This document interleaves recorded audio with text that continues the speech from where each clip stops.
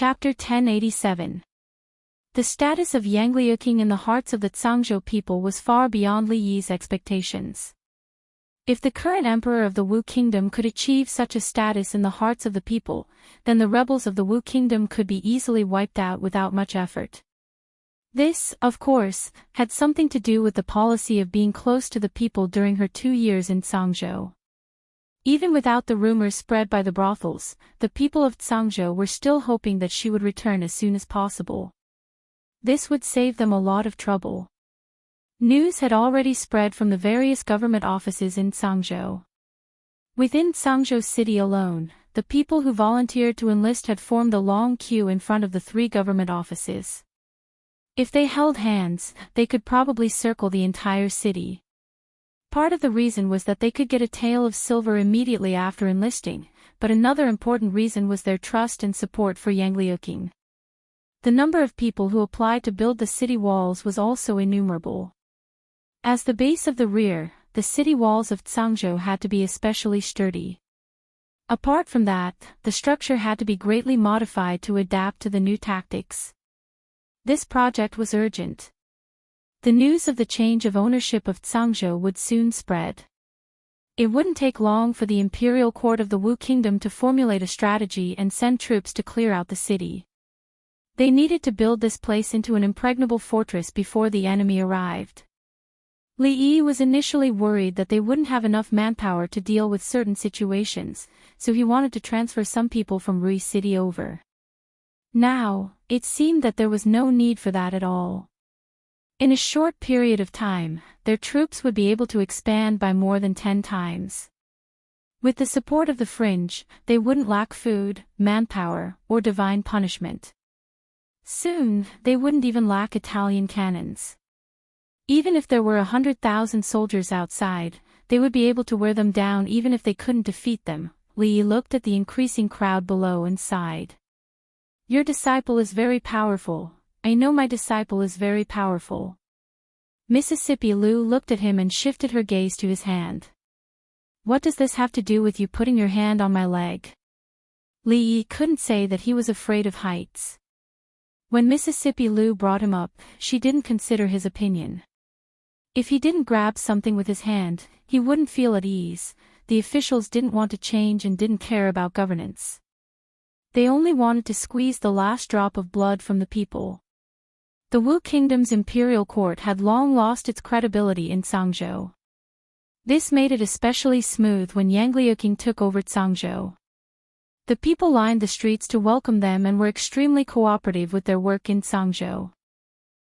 If the citizens of the other prefectures and prefectures of the Wu country were to cooperate as well, then his precious martial nephew would only need to raise his voice and the emperor of the Wu country would only be able to stay in the imperial palace. He might even be killed in his sleep by some eunuch or palace maid. Of course, revolution couldn't be imagined. It had to be done step by step and be down to earth. Li Yi put his hands behind his head and lay down. Looking at the rare blue sky in winter, he suddenly asked, Rui, after we defeat the imperial court of the Wu kingdom and Yang Liuqing becomes the empress, what are your plans?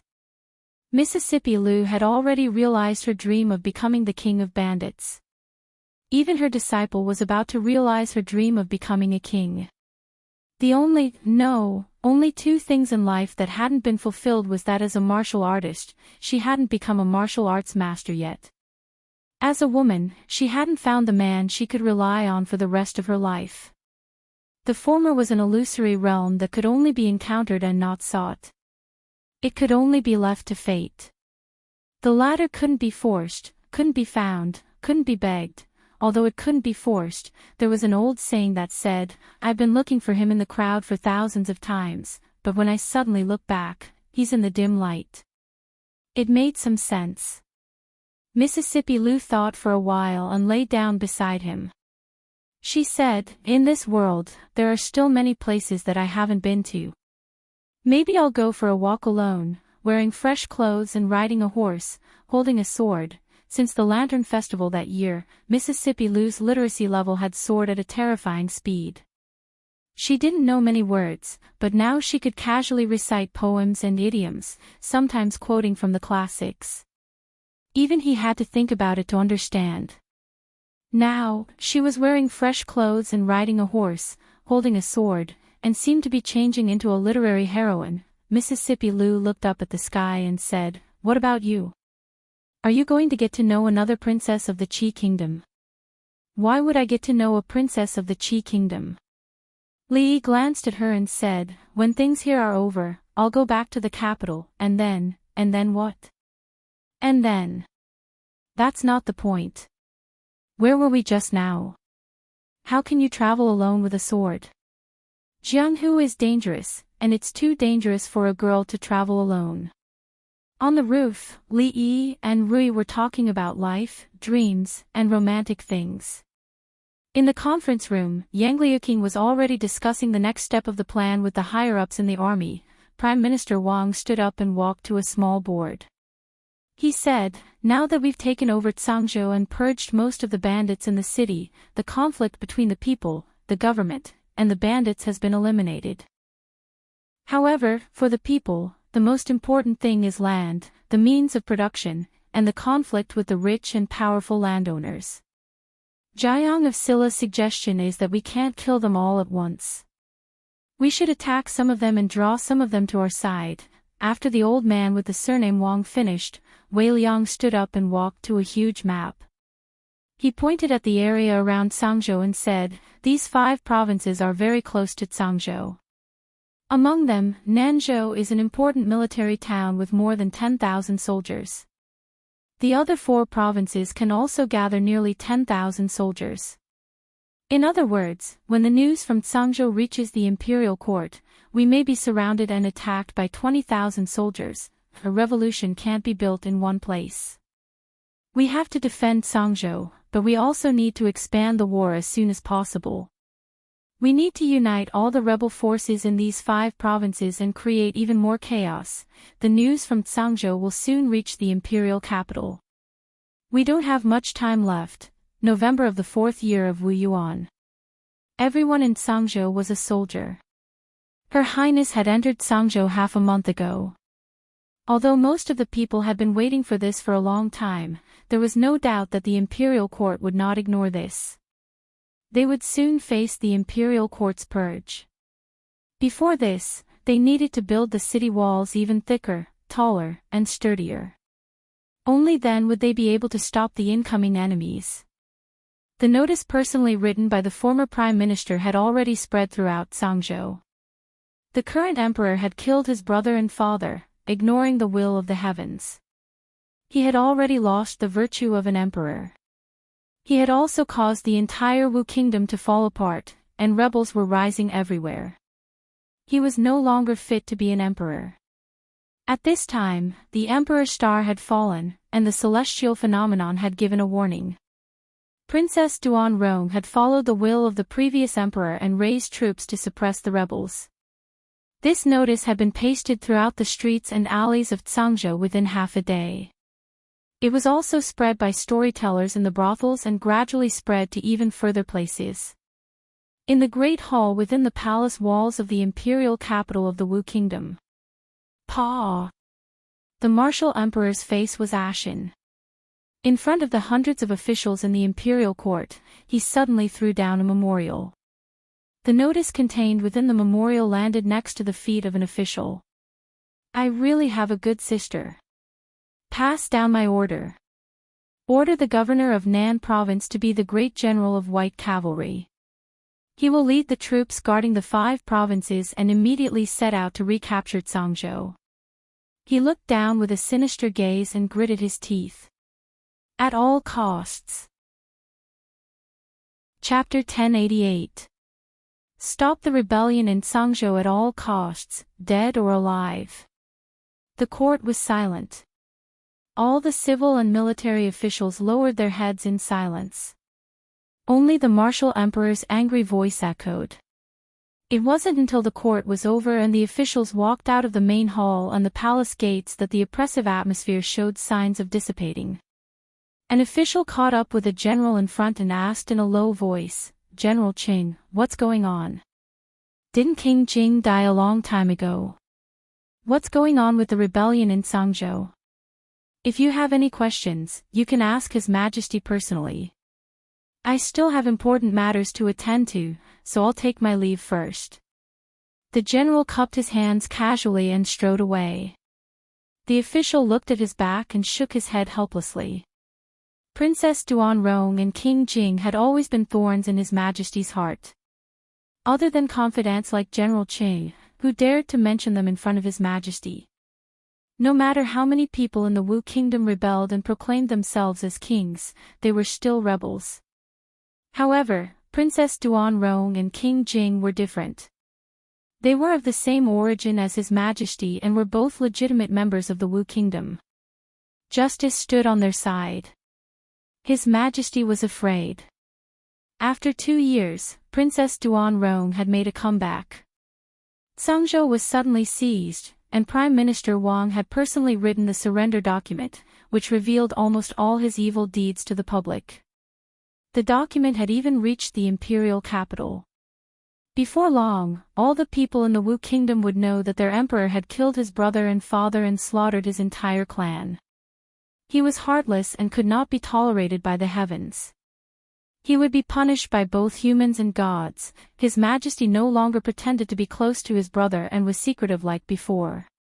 In front of all the civil and military officials, he gave the order to stop at all costs, dead or alive. He wanted to use power and force to shut everyone's mouths.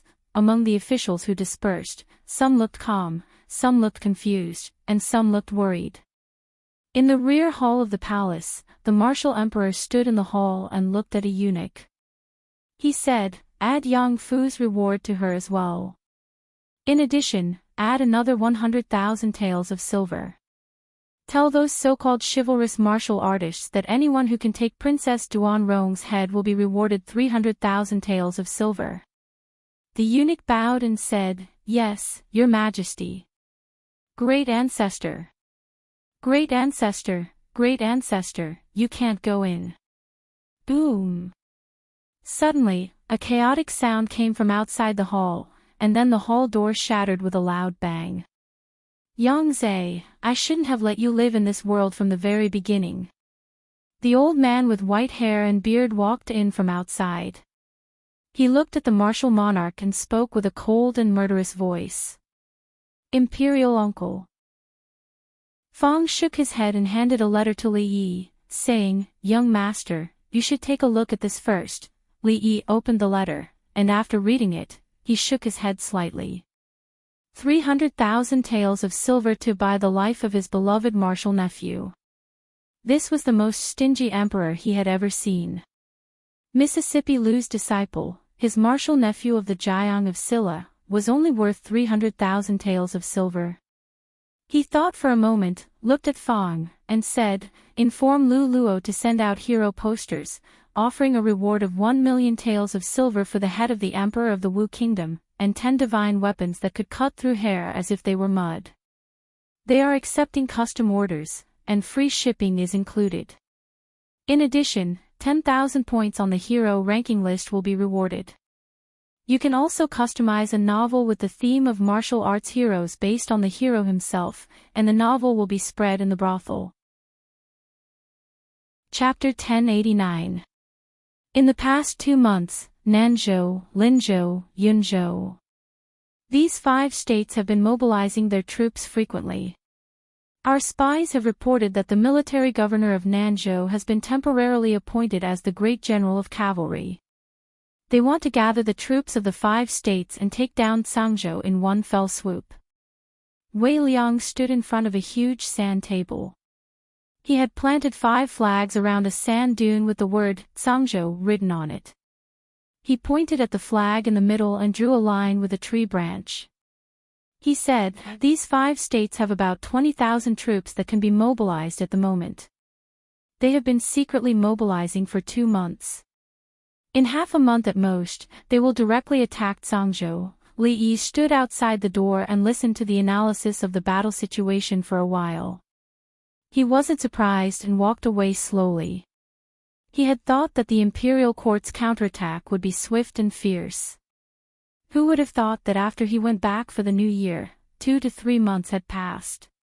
He had already brought Rui and the others to Zhangzhou for a vacation, and the other party was still mobilizing their troops. Let them do it. There was no hurry. There were more than 20,000 people. As long as this number didn't increase tenfold, Zhangzhou would be fine. After they took down Zhangzhou a few months ago, they had recruited many citizens. Now, their troops had expanded to more than 10,000 people. During this time, Wei Liang and the others had distributed some experienced soldiers to train the new recruits. When Li Yi returned to the army camp after 2 months, the army looked completely different. The joint attack of the 5 states this time was the determination of the imperial court of the Wu Kingdom. To them, it was an opportunity that they had been waiting for a long time. Su Zheng had already brought people to those states before the new year. Due to the heavily guarded armies in those states, there hadn't been any big movements. They could only develop in secret.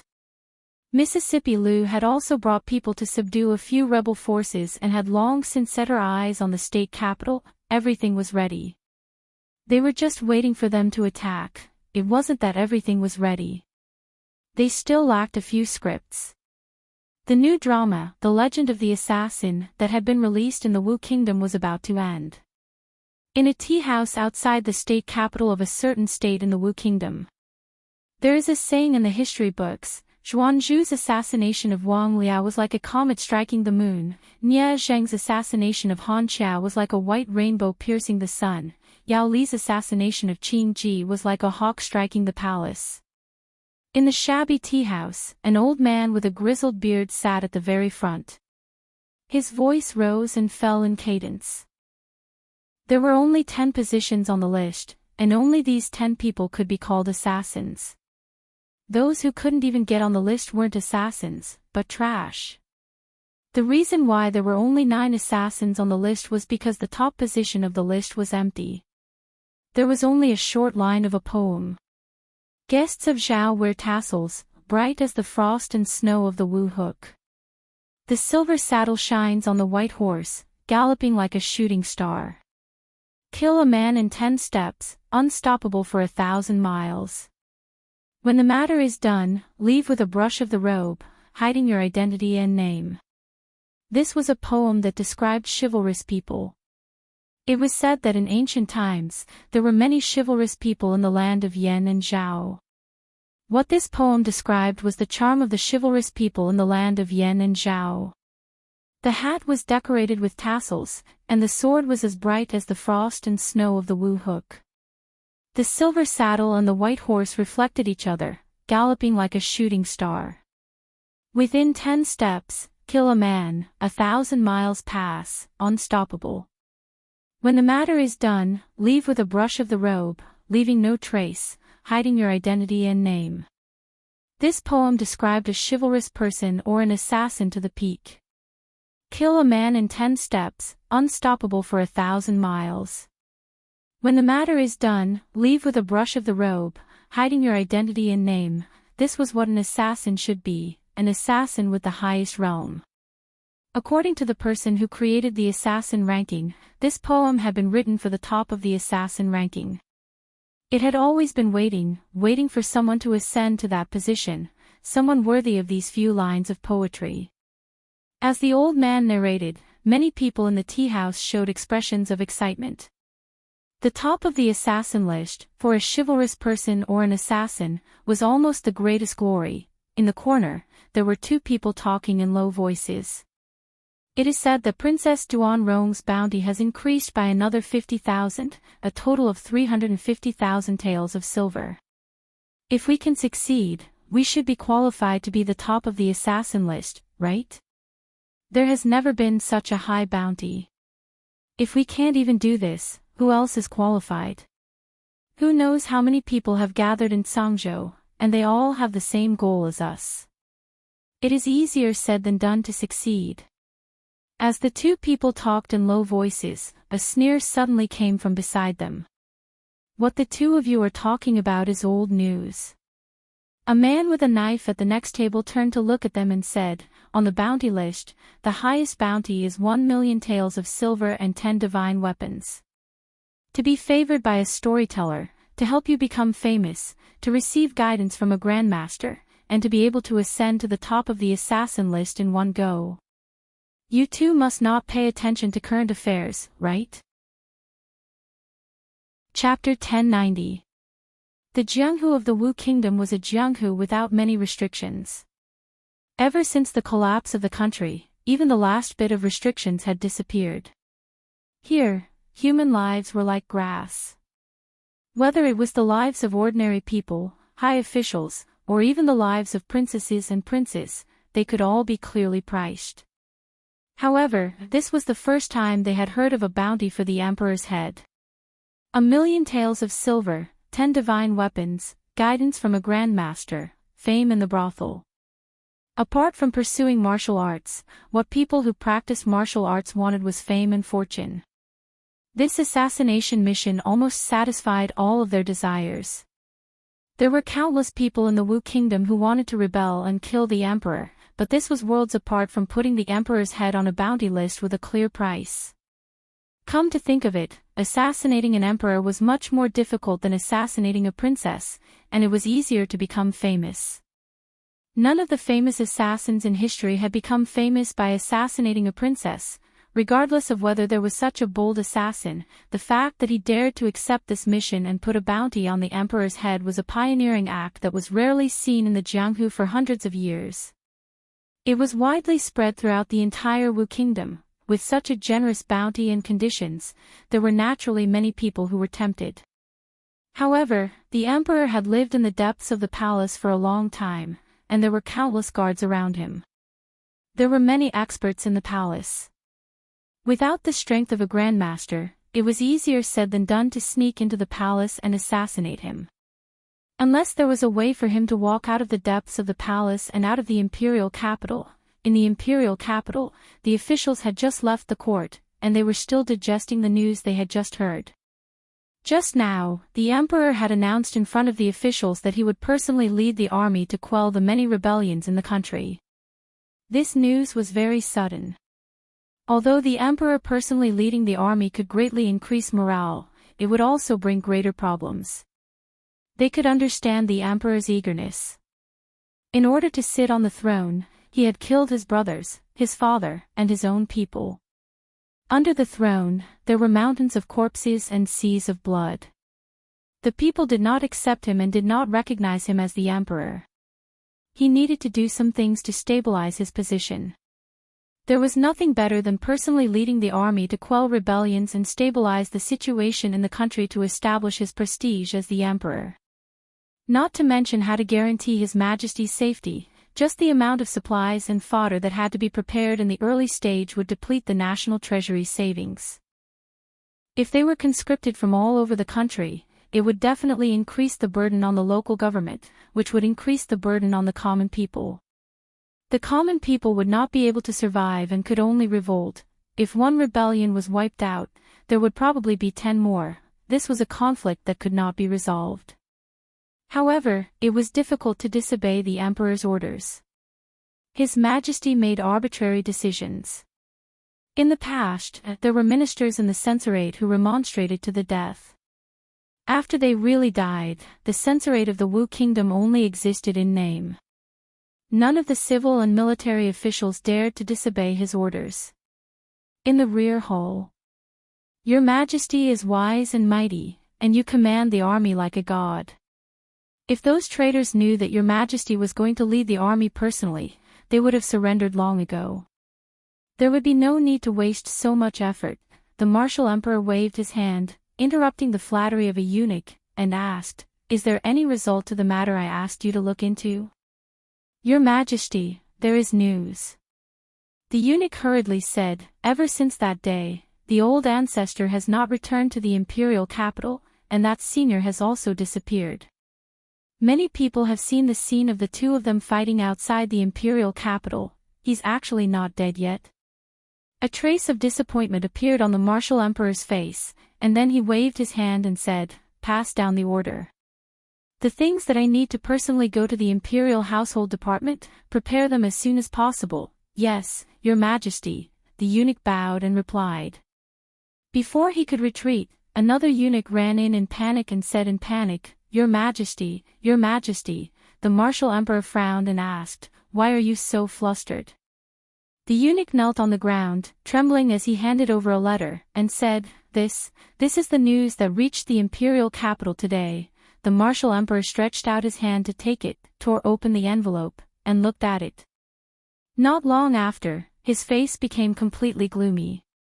He tore the letter into pieces and said angrily, Treacherous, treacherous, who issued this bounty, who did it? He was so angry that his entire body was trembling, and he roared, Investigate, investigate this thoroughly.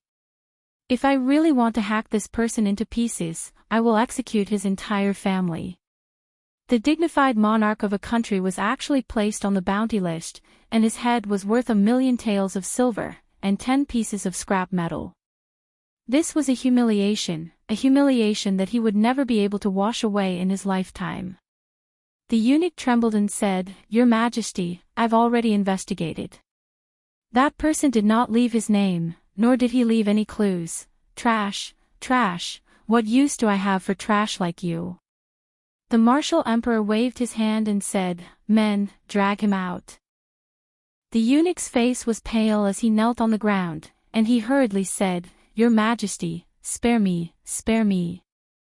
2 guards with sabers quickly ran in, looked at the eunuch kneeling on the ground, and pulled out the long sabers at their waists. Stop. The martial emperor looked at them, and his gaze moved to the weapons in their hands. He took 2 steps back and said coldly, Who allowed you to bring weapons in? The 2 of them stopped in their tracks and looked at each other with a blank expression. The martial emperor looked at the 2 of them coldly, stepped down. The emperor's recent actions were a little unusual, which puzzled the officials. On the first day, he announced the news of the imperial army personally going into battle, and ordered the officials to prepare immediately, without delay. The next morning, during the morning court, he arranged other matters for the officials in charge of this matter, and did not mention the matter of the imperial army personally going into battle. The official had only asked a question, and was beaten 20 times. From then on, no one in the court dared to mention the matter of the imperial army personally going into battle. This was the biggest national matter since the beginning of the year, and it was silently shelved. Secondly, he also strictly ordered that except for the city defense troops, the imperial guards in the palace were not allowed to bring any sharp weapons within 300 feet of the emperor's palace. They were all changed to sticks, and bows and arrows were not allowed to be brought into the palace. Even when the officials went to the court, they had to undergo extremely strict inspection. When they entered the palace, they had to first enter a small room, take off their clothes, and be searched before they could go to the hall. In addition, the food made by the kitchen had to be tasted 10 times. When the emperor went to bed, there were no less than 300 guards outside the bedchamber, and the experts in the palace were always by his side. The officials only found out later that there was actually someone who was extremely daring and rebellious, and used 1,000,000 taels of silver as a reward for the emperor's head. Not to mention the value of the 10 divine weapons that could cut iron like mud, the current national treasury of the Wu Kingdom could not even take out 1,000,000 taels of silver. It was unknown who had such a large amount of money. Did their family's money all fall from the sky? In a certain province of the Wu Kingdom, the sky had just brightened, and there were few pedestrians on the official road. At a certain moment, a black dot suddenly appeared on the horizon at the end of the official road. The speed of the black dot was extremely fast. When it got closer, it was discovered that it was an old man with disheveled hair and ragged clothes. The old man was travel-worn, and his hair had already been frozen. There was a trace of blood at the corner of his mouth that had not dried yet. He suddenly turned his head and said loudly, "Crazy woman, you spared no effort to chase me for more than 2 months. When have I, young Wanli, ever offended you?" Behind him, an old woman on a horse didn't answer. She drew her bow and shot an arrow. The old man moved his body to the side and narrowly dodged it. At this moment, the depression in his heart had reached its peak. This old woman's martial arts were on par with his, but she was an out-and-out crazy woman. When she fought, she would not care about the consequences. She would injure herself and hurt the enemy 1,000 times. Even if he could defeat her, he was afraid that his cultivation level would drop, and his foundation would be destroyed. There would be no hope for him to break through in this lifetime, therefore, he could only avoid her. As a result, she relentlessly chased him for more than 2 months. Even though he was a member of the royal family, had great self-restraint, and had cultivated his character for a long time, he couldn't help but feel angry at this moment.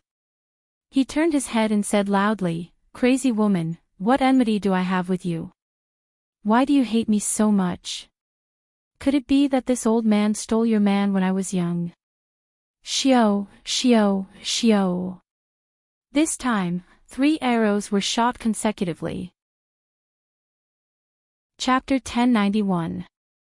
1,000,000 taels of silver wasn't a lot. Li Yi didn't know how much money his family had. Ruoqing was the housekeeper of the family. She was in charge of the operations of the brothel and the shop. If there was a need for money, she could withdraw it directly from the accountant.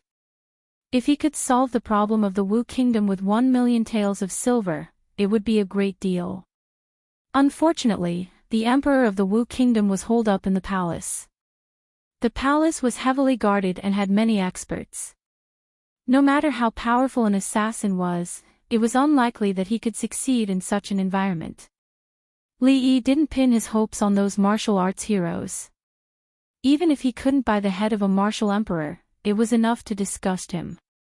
Su Zheng, who was in the Nanzhou, had just sent news yesterday that the governor of the Nanzhou had gathered more than 20,000 troops from the surrounding 4 prefectures and counties. He had also prepared provisions and supplies. He wanted to take down Cangzhou in one fell swoop and would immediately send troops. The Nanzhou wasn't far from Cangzhou. If they marched urgently, they would arrive in 3 days. If they weren't in such a hurry, they should arrive in 5 days. Wei Liang and the others were already discussing the tactics to face the enemy. In terms of numbers, they only had half of the enemy's troops. But in terms of strength, these 10,000 people were equivalent to an army of tens of thousands. What they needed to do was to achieve victory with the least losses. Of the 73 prefectures of the Wu Kingdom, more than half were still under the control of the Wu Kingdom's imperial court. They only occupied the small Cangzhou. There was still a long way to go. If they were to face 20,000 troops, they would have to pay a heavy price to win. How could they fight in the future? Everyone was very busy recently. As the chief commander of the defense of the city, Wei Liang needed to discuss with his subordinates to formulate a strategy to deal with the enemy. Old man Wang was busy fleecing the landlords and old money bags. To a certain extent, he had to redistribute the production materials. He also had to appease the village gentry who had become restless after being fleeced and not cause more chaos. In addition, he had to select some educated and capable people to manage the grassroots troops. Rebelling was not as simple as fighting and killing. It was a very complicated and tedious task. Fortunately, Yang Liuqing had a group of reliable leaders by his side. Otherwise, the troops that they had painstakingly built would have collapsed from within before they could even reach the imperial capital. After lunch, Li Yi and Rui Ruoqing went out for a walk. Cang Prefecture was different from Shu Prefecture and Rui City. The people here had suffered from the chaos of war and knew how difficult it was to achieve peace. In front of a great enemy, almost everyone in Cangzhou City was a soldier. Chapter 1092. Spread the word. Nanzhou, Yunzhou, Linzhou, Huazhou, and Tongzhou will seize the city at the same time in 3 days. Wu Chuang couldn't help but shiver when he heard the young lady's voice. Nanzhou's governor had just left with the garrison of the 5 states, but someone had already set their eyes on the state capital. If the city gates were opened, he could easily sweep away the remaining soldiers in the state capital with a few hundred of his brothers, not to mention that there were so many powerful people around. It would be fine if these 20,000 people won Cangzhou, but if they lost, they wouldn't even be able to return home. without rations, they wouldn't be able to enter their homes, and there were pursuers behind them. The only path left was to be annihilated. From what this big sister said, it seemed that the small and medium-sized forces around Yunzhou, Linzhou, and Huazhou were also under their control. This time, they would seize 5 states. Within the borders of the Wu Kingdom, there were dozens of smoke and dust clouds, but there had never been a rebel king who could occupy 5 states at the same time. He quickly recovered from his shock and said loudly, "I'll arrange it right away." With that, he quickly left. He had gathered so many brothers, thinking that it would only be a small fight and loot during the chaos. He didn't expect it to be so big this time, and he was even a little excited and expectant. Those people would attack Princess Duanrong, and when the sandpiper and the clam fought, they would be the fishermen who reaped the benefits. Bai Su walked in from outside and looked at Mississippi Liu. He asked, "Alliance leader, there are 20,000 people attacking Zhangzhou this time. Can Jiang of Silla and the others handle it?" Mississippi Liu stood up and said, "Even if there are 200,000 of them, as long as he says he can handle it, then he can handle it." Bai Su looked at her and his lips moved, but he didn't say anything else. The alliance leader always had a kind of unreasonable confidence in Jiang of Silla. She sighed inwardly. When a woman liked a man, she would lose her judgment and think that whatever he did was right. Even an extraordinary woman like the alliance leader couldn't avoid this. She puffed out her chest out of habit. She could feel the pressure and restraint from him. She felt that King Jing was trustworthy most of the time. Nanzhou, Linzhou, Tongzhou, and other places were all part of the northwest of the Wu Kingdom. They were lower-middle prefectures, and the common people lived in poverty. Among them, Zhangzhou was the worst. Zhangzhou was located in the northwest of the Wu Kingdom and was the closest to the fringe. It used to be the most chaotic and impoverished place in the Wu Kingdom, but that was only in the past. Things were different now. The people of the other provinces had heard a little about Zhangzhou's current situation. If they live frugally, they can ensure that their family won't starve for half a year. The person beside him was silent for a moment before asking, "You really want to follow Her Highness the Princess?" The guard shook his head and said, "Ai, it's a pity that we are not fated to be in Zhangzhou. We have no chance." Dong, dong, dong. In the distance, the sound of the night watch could be heard. 1 slow, 2 fast, 3 times. It's the 3rd night. The person beside him heard the sound of the night watch. He turned his head and grinned at him, asking, "Do you want to be a soldier under the princess?" The 3rd night watch. It was already midnight. In Nanzhou City, apart from the night watchmen and the occasional patrolling soldiers, the majority of the people had entered into a deep sleep. Countless silhouettes quietly appeared outside the East City Gate. Wu Chuang looked at the bald man in the lead knocking on the city gate as if he was knocking on his own door. The corner of his mouth couldn't help but twitch. This was the city gate. If the city gate could be so easily knocked on, then what was the use of building such a thick and solid city wall? However, his expression froze the next moment. After the bald man knocked on the gate, the city gate of Nanzhou City really did open a crack. Moreover, it opened wider and wider. At the same time, the city gates of Yunzhou, Linzhou, Huazhou, and Tongzhou all opened at the same time. Countless figures poured in from outside the city and went straight to the various government offices in the city.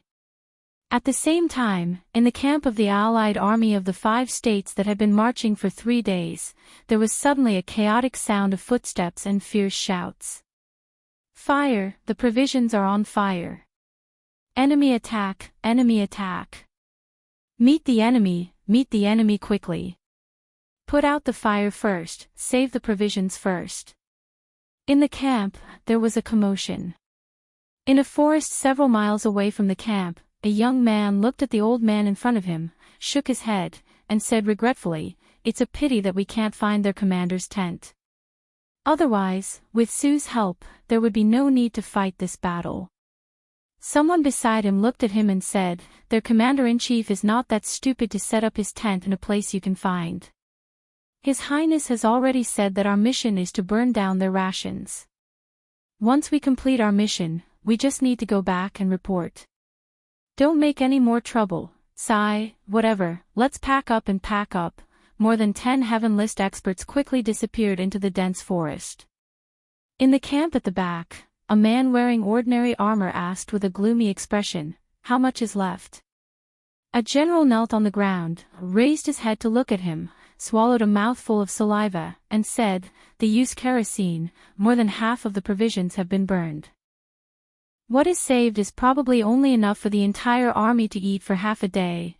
The man clenched his fists, gritted his teeth, and said, "Outside Tsangzhou, fortify the walls and clear the fields. From here to Tsangzhou, there are still 2 days of journey, at least 1 day, and the provisions can only last for half a day. Tell me, how should we fight this battle?" The general thought for a moment, and said in a low voice, "If we send people back to transport the provisions, it will take at least 4 days to go back and forth. If we march urgently, we can reach Tsangzhou in 1 day. If we save some of the provisions, it will be enough to last for 2 days. If we can take down Tsangzhou in 1 go, we will have enough provisions." The middle-aged man said coldly, "What if we can't do it in 1 go?" The general said in a low voice, "General, there is a great disparity in military strength between Tsangzhou and us. We can definitely take down Tsangzhou quickly. If we return now, I'm afraid our morale will be greatly affected, and it will be very disadvantageous." The middle-aged man thought for a moment, and after a moment, he said in a low voice, "Just in case, send 2,000 people back to transport the provisions, and follow me to attack Tsangzhou in 1 go. Chapter 1093. Li Duan had been practicing diligently these 2 days because Rui had given him a task before he left. According to the agreed time, Nanzhou, Yunzhou, and the other 5 provinces should have fallen into her hands by now. The 20,000 soldiers led by the governor of Nanzhou had to attack the impregnable Tsangzhou and retreat to attack the 5 provinces. They could only run around like children without their mothers. It was truly pitiful. What was even more pitiful was that they still did not know this. Li Duan was also quite pitiful. After Rui left, he completely let himself go and neglected his practice. Now that Rui was about to return, he only knew how to be anxious. Su had led people deep into the front lines last night and burned the enemy's rations. The people south of Tsangzhou had all moved to the north of the city. They could not scavenge any food from the outside. There were 3 paths in front of them. The first was to return the way they came.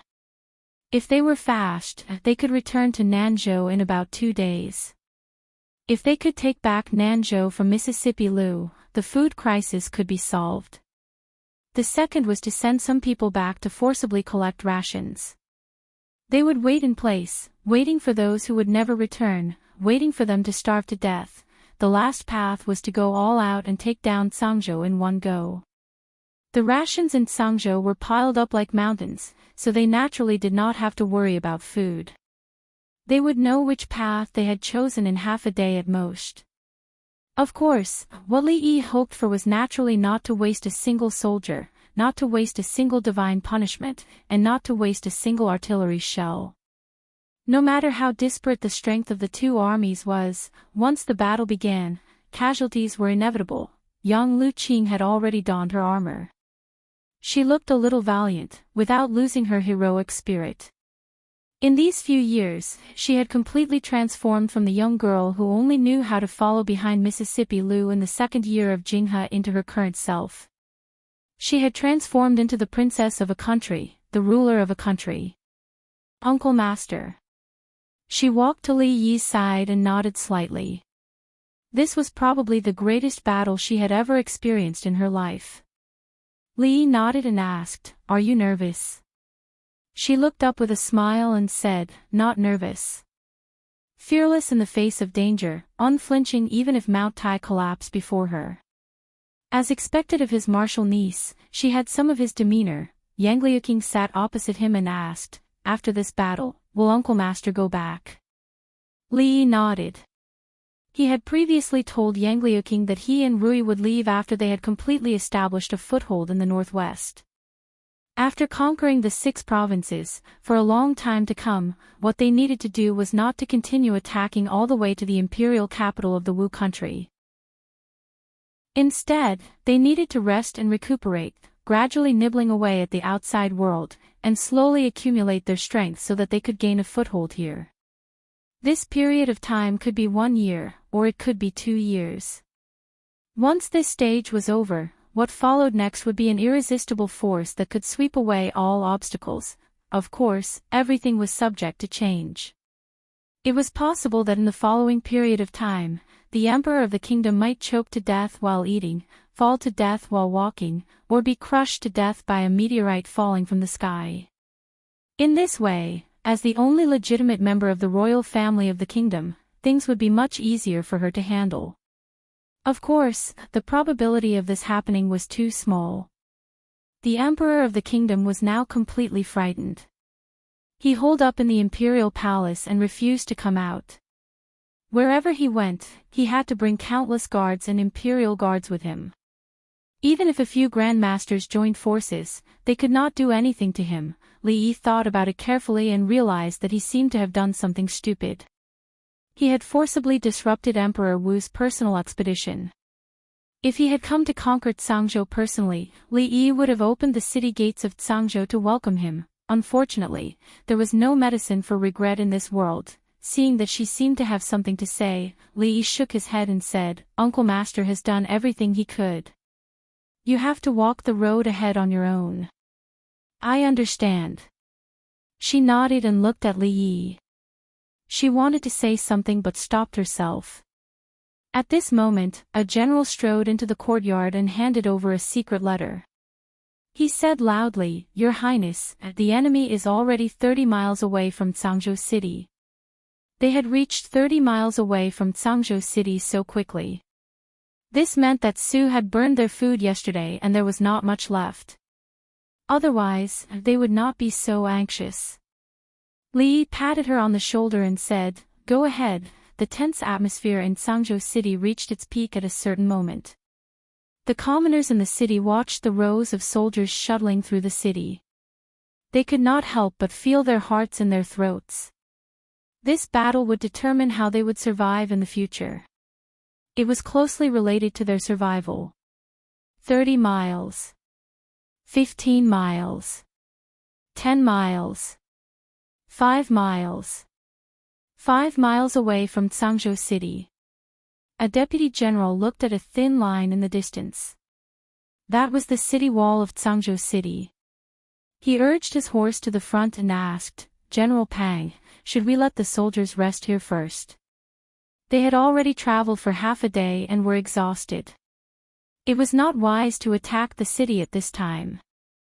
The best-case scenario would be for the army to camp and rest for the night when they were 30 miles away from Cangzhou City.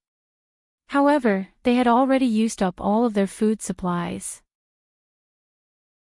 They could not afford to delay for too long. "Rest here for an hour." The general nodded and said, "Prepare the siege weapons.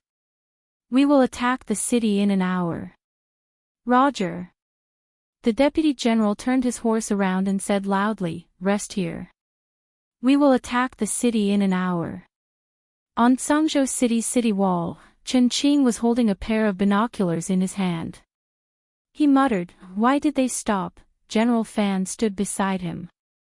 He turned his head to look and asked, "Are the red barbarian cannons ready?" A person beside him immediately replied, "General, all 100 red barbarian cannons have been loaded." General Fan was relieved. He thought for a moment and said, "Just in case, check again." Outside the city, the deputy general looked ahead and walked to the general's side. He asked doubtfully, "General Pang, why haven't they made a move?" General Pang looked ahead and asked, "How many soldiers are guarding Cangzhou City? Do they dare to leave the city to fight?"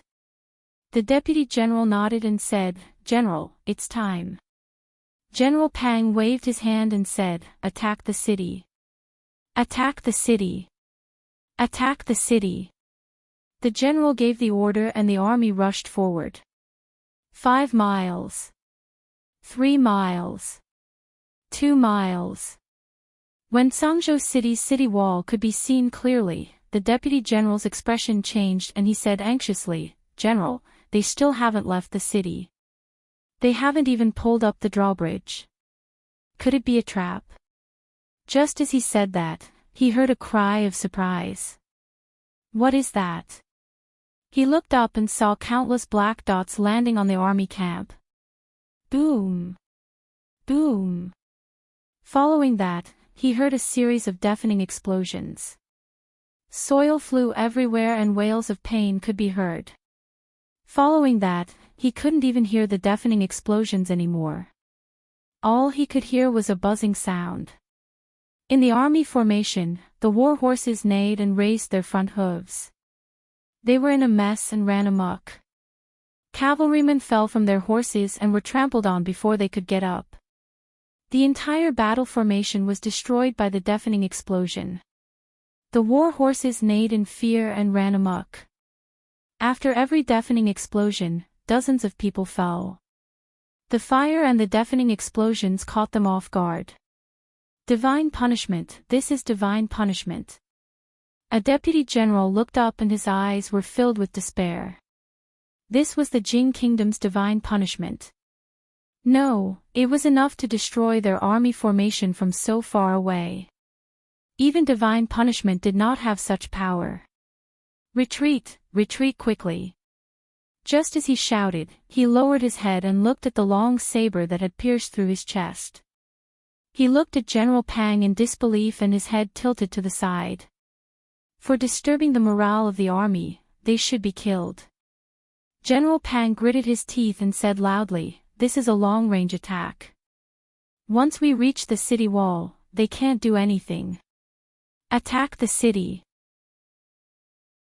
Under the command of the general, the morale of the army quickly stabilized and they quickly approached the city wall. The drawbridge under the city wall had already been pulled up. As they approached, more stones and logs fell from above. The soldiers who were approaching the city wall threw sandbags into the moat and pushed the bodies of the people beside them into the moat. Soon, they reached the bottom of the city wall and were greeted by rolling stones and logs falling from the sky. In just a short distance of 2 miles, thousands of the 20,000 soldiers had died. However, they couldn't retreat. If they couldn't take down Sangzhou today, they would starve to death. Scaling ladders. Scaling ladders. Crash. Crash. Follow. Archers. Archers, cover. Wei Liang waved his hand as he looked at the densely packed crowd below the city wall. Black balls were thrown down from the city wall one after another. Boom. Boom. Boom. A series of deafening explosions and bursting flames wiped out all the enemies below the city wall. General Pang stood in the distance and looked at the towering city wall. His heart fell into a bottomless abyss. Chapter 1094. Dad, what's going on outside? Li Duan, who was practicing martial arts, ran over and asked Li Yi when he heard the deafening noise outside. Li Yi picked him up and put him on his lap. Outside, firecrackers are being set off outside, firecrackers. Li Duan's eyes lit up. Dad, I want to see firecrackers too.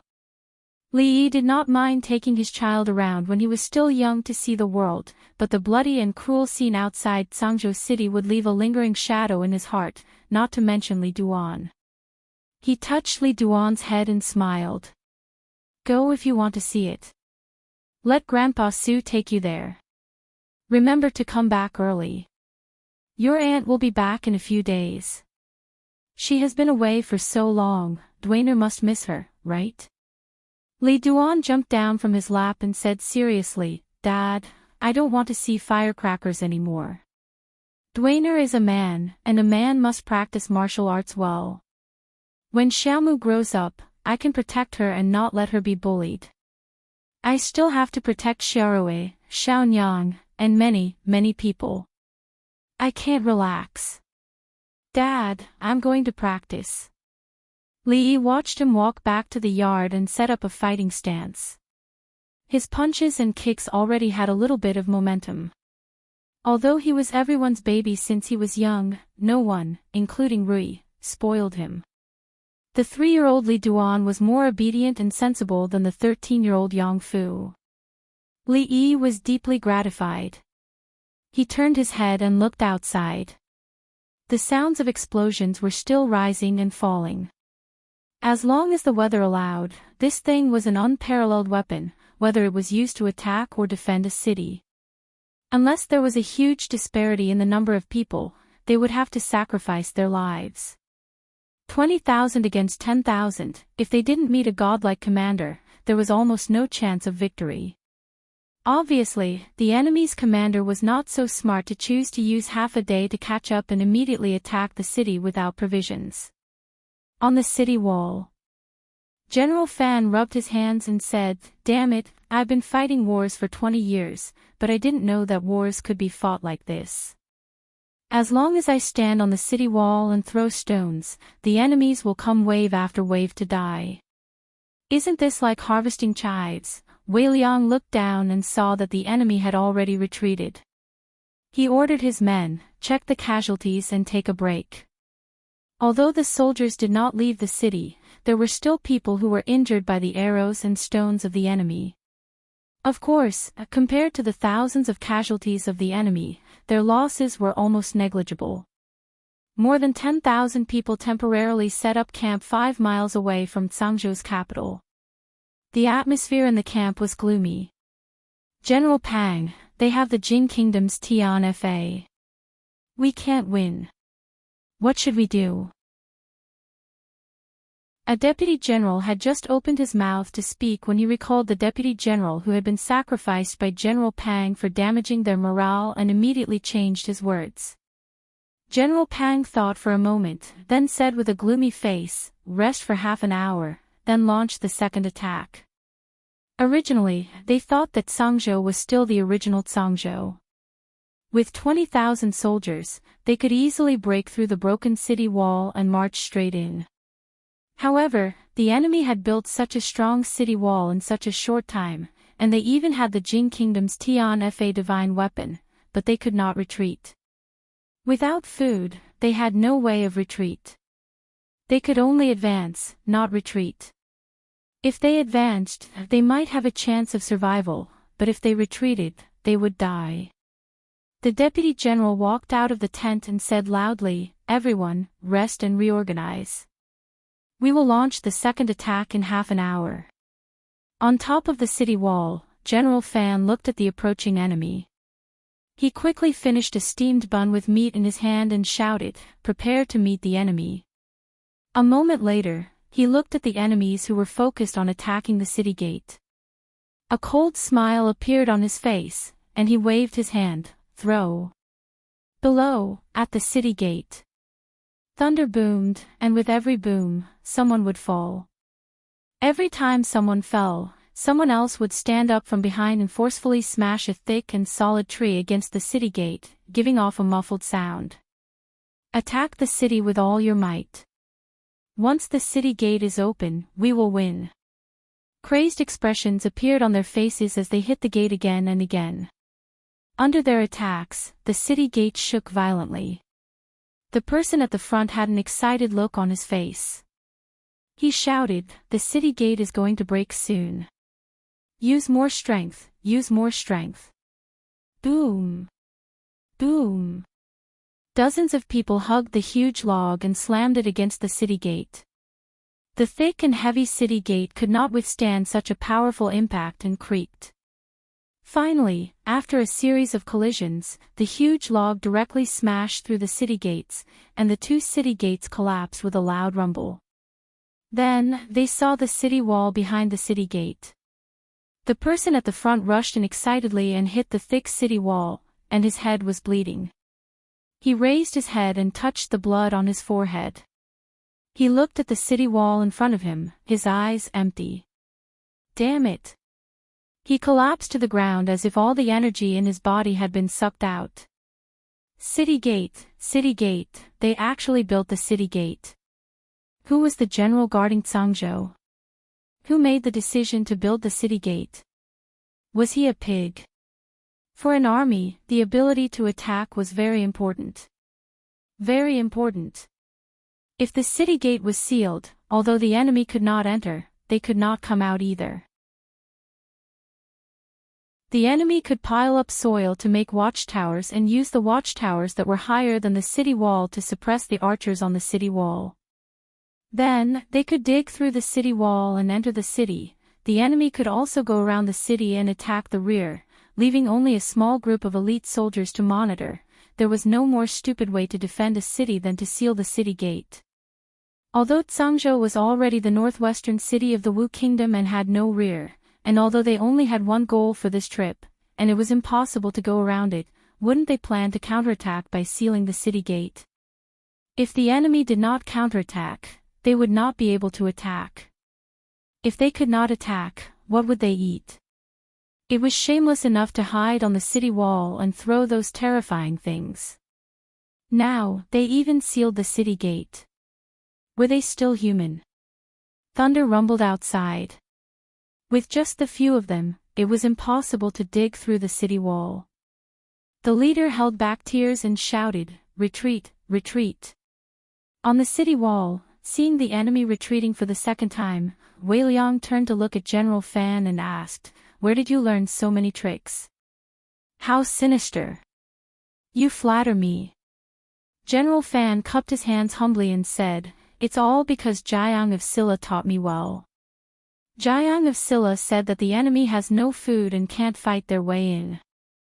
They won't be able to hold out for more than a few days. Wei Liang nodded. As generals, he and Fan Chao both knew that sealing the city gate was usually the thinking of those civil officials. It was the stupidest thing to do. However, Jiang of Silla had let them know that nothing was absolute. After Tsangzhou was the land of chaos. The enemy's goal was only Tsangzhou, so they would not go around it. They did not have enough people to exhaust Tsangzhou to death. Moreover, there were mountains of food in Tsangzhou city. It was enough to exhaust the enemy dozens of times over. From the beginning to the end, they only needed to stand on the city wall and throw divine punishment. They did not even need to go out and fight the enemy head-on. In a few days, the 20,000 soldiers outside. Now that there were only 10,000 soldiers left, they would be defeated without a fight. Outside Tsangzhou city, the army had retreated for 10 miles. General Pang sat in his tent, his eyes bloodshot. A deputy general opened the tent and walked in. He said in a low voice, "General, in the 2 attacks, our army suffered more than 6,000 casualties. There are still about 12,000 who are able to fight." After he finished, he looked up and said with difficulty, "General, our food has been used up." General Pang clenched his fists and loosened them after a while. He gritted his teeth and said, "Kill the horses." The deputy general's expression changed. "General, killing the horses can solve the emergency, but our cavalry will be crippled. If the enemy leaves the city, our combat power will be greatly reduced. Can't you see?" General Pang looked at him and asked, "They want to exhaust us to death. Pass down my order, surround Tsangzhou." His voice was gloomy as he said, "Wait until the food from the rear arrives, then send people to the other provinces to collect it. I want to see how long the food in their city can last them." Chapter 1095. The allied forces of Nanzhou, Linzhou, and the rest of the 5 states set up camp 10 li away from Tsangzhou city. They didn't dare to get too close. If they got too close, Wei Liang and the rest would let them have a taste of the red barbarian cannon. They also didn't dare to attack the city. The city gates were sealed. If they rushed to the bottom of the city walls, Sky Law would reap lives like harvesting chives. Logically speaking, after 2 attempts at sieging the city, they did not gain any advantage at all. In fact, they did not even touch the enemy, but they had already suffered such a huge loss. An ordinary army would have long lost their morale, and they would have been utterly defeated. Yet, the other party was still able to maintain their composure. Either the other party's morale was high, or the other party's commander was a little girl. Chen Qing saw their actions clearly with the high-powered binoculars on the city walls. Without food, the enemy's general was decisive. They killed the horses to eat. Although this action could temporarily solve the problem of hunger, it was equivalent to completely giving up on the cavalry. It seemed like they wanted to hold on until the reinforcements arrived. He really didn't have the heart to tell them that their reinforcements wouldn't be coming back. When they finished eating the horse meat and were dizzy from hunger and exhausted, General Wei would order the city gates to be opened. He would lead a new army that was full of energy and equipment to bombard them with Tian Fa and the Red Barbarian cannons to give them the final blow. The citizens of Zhangzhou City could finally relax. Although when the enemy attacked the city, the rumbling outside made people panic, and the city was in chaos, but His Highness had won, and won so easily. In their hearts, they finally had confidence. Li Duan was also relieved. He had learned all the martial arts that little aunt taught him before she left. He wouldn't be spanked because he couldn't report back. At this time, it was already the 3rd day of the Allied forces attacking the city. On top of the city wall, Wei Liang put away the binoculars and said, "They have eaten all their horses. This morning, they started digging wild vegetables to fill their stomachs. Let's starve them for another 3 days. 3 days later, we will go out of the city to meet the enemy." General Fan curled his lips. "Meet my ass. If they still have the strength to hold weapons after 3 days, I will be convinced." He walked to the edge of the city wall and said, "It's about time. Release it." "Yes." A few guards responded and lowered a huge curtain made of cloth from the city wall. Not long after, a horse galloped into the barracks outside the city. A moment later, a deputy general walked into the main tent and said in a deep voice, "General Pang, a scout just came back and said that they rode on the city wall." The middle-aged man frowned. "What word?" The deputy general opened his mouth and said with difficulty, "Those who surrender will not be killed." General Pang slammed the table and roared, "Bastard! General, we've run out of rations. The soldiers haven't eaten well these past few days. Many of them are vomiting and having diarrhea. Why haven't the people who went to transport the rations returned?" A gloomy expression appeared on General Pang's face as he said, "I've already sent people to investigate. There will be news in at most 2 days, but the soldiers can't wait another 2 days. Since yesterday, hundreds of deserters have appeared." The deputy general looked at him and murmured, "General, let's retreat. Zhangzhou is no longer the Zhangzhou of the past. We can't take it." Clang. General Pang pulled out a long saber hanging at the side and placed it on the deputy general's neck. He glared at him and said angrily, "Say that again, and I will behead you for disturbing the morale of the army." The deputy general's face turned pale and immediately said, "Please forgive me, General." General Pang removed the long saber from the deputy general's neck and said, "Pass down the order. Tonight at midnight, we will launch a surprise attack on Zhangzhou." "Yes." The deputy general walked out of the tent and wiped the trace of blood on his neck. His face was slightly gloomy. Outside the tent, the patrolling soldiers were pale and moved slowly. As they patrolled, the weapons in their hands fell to the ground and they bent down to pick them up with great effort. They looked weak and lifeless, like zombies. Cries of anguish could be heard from the various tents. These days, it had been non-stop. In a certain tent, dozens of people were gathered together. Their faces were sallow and emaciated. One of them gulped and said weakly, "What is the general thinking? There's clearly no more rations. Why aren't we retreating?" As soon as the words came out, several voices immediately came from the tent. Yes, I told them 3 days ago that the troops escorting the rations will arrive soon, soon. It's been 3 days, and the wild vegetables and tree barks near the camp have all been eaten up. Why haven't they arrived yet? Didn't Brother Chi say that he saw with his own eyes that a banner was hung on Tsangzhou's city wall saying that those who surrender will not be killed and there will be meat to eat? Those who surrender will be given military merits. Is there really such a thing? Shut up. A person walked in from outside the tent and shouted angrily. The people in the tent shuddered and shrunk their heads back. They whispered, "General." Discussing defecting in the army was a capital offense. Just like those deserters, their heads were hung in front of the formation after they were captured. If they were not the general's personal guards, they would have already knelt and begged for mercy. The deputy general looked at them and said, "Who gave you the guts to discuss this in the tent?" "General, we are wrong." The few of them knelt on the ground and said in unison. The deputy general stood where he was and looked at them. After a while, he said, "Chi-san, come with me." The scout called Chi-san was called to another tent. The people in the tent looked at each other with flickering eyes.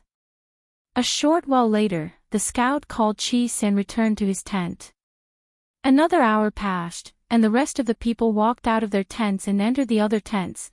On the city walls of the Tsangzhou's capital, Wei Liang received an arrow from a soldier and removed a paper tube from the end of the arrow. A smile appeared on his face as he tossed it to General Fan beside him. They wanted to send people over at midnight to secretly break through the city wall. What a good idea. General Fan pursed his lips and said, "Tell the brothers to perk up for this general tonight." It was night, midnight. The moon was dark and the wind was strong. There were no stars in the night sky. The entire city of Tsangzhou was shrouded in darkness. Outside the city walls, a black shadow was slowly approaching the city walls. Even the heavens are helping me. Behind the crowd, General Pang looked at the pitch-black night and ordered, after entering the city, think of every way possible to hollow out the city wall. The others will cover the attack. Gulp. Suddenly, a strange sound was heard. A person beside him held his stomach and whispered, "General, I'm sorry, I can't control my stomach." General Pang frowned and glared at his personal guard. "Bear with it for a while more. When we enter the city, you can eat as much as you want." As soon as he finished speaking, a large fire suddenly lit up on the city wall. He was only stunned for a moment before he immediately said, "Attack the city." Poof! The sound of a sharp sword piercing into flesh could be heard. General Pang was very familiar with this sound. Just a few days ago, he had pierced his sword into the chest of the deputy general who had disturbed the morale of the army. At this moment, another deputy general stood behind him and whispered in his ear, "General, I'm sorry. His Majesty only wants you to live because you want to conquer Tsangzhou. However, we also want to live. Only by following Her Highness can we live and have meat to eat." He slowly pulled out his sword and said, "So, General, please die." General Pang clutched his chest, the light in his eyes frozen. The deputy general threw down the blood-stained sword in his hand and said loudly, "General Pang is dead, we are willing to surrender." The hundreds of soldiers beside him put down their weapons and said in unison, "General Pang is dead, we are willing to surrender." Countless people in the distance stared at the people in front of them in a daze. They saw the group of people kneeling on the ground, and when they heard the words, "General Pang is dead," they were momentarily stunned before they put down their weapons and knelt on the ground. "We can't surrender. We can't surrender. You are committing treason." There were many different voices, but these voices did not last long before they were drowned out by the voices around them. Chapter 1096.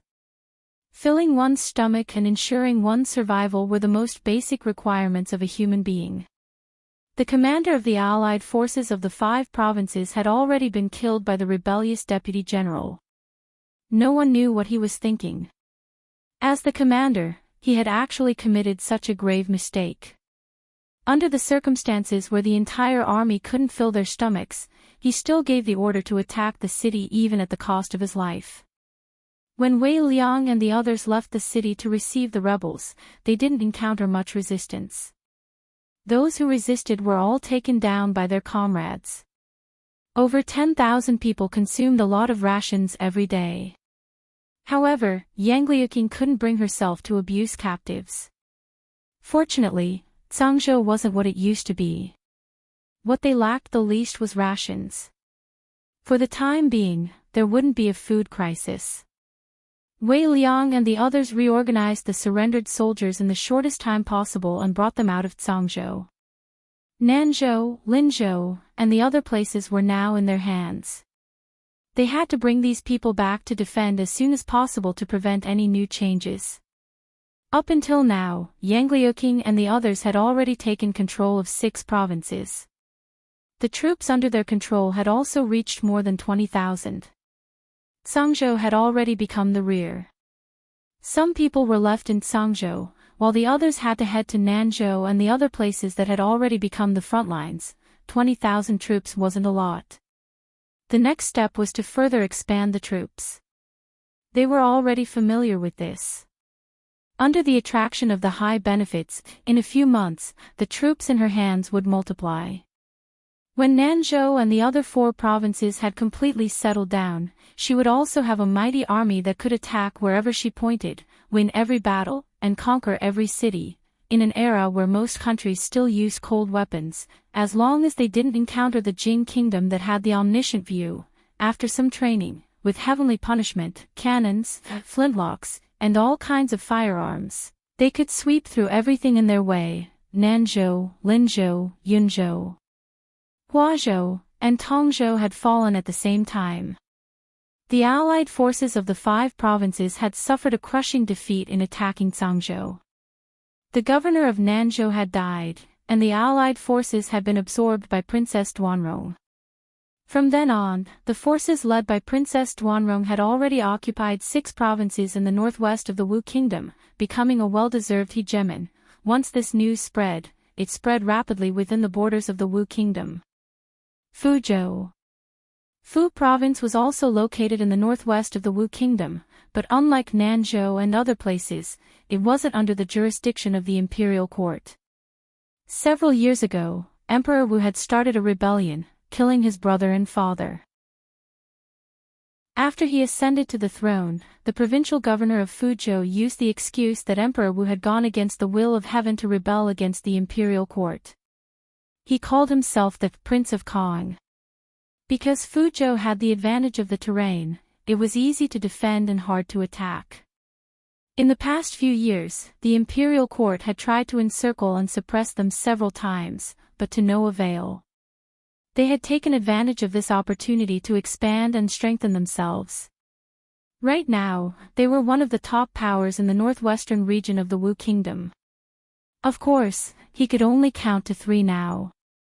At this time, the former provincial governor of Fuzhou, the current Prince of Kong, had lost his usual composure. He paced around the mansion until someone walked quickly into the hall. He immediately raised his head and asked anxiously, "Is there any mistake in the news?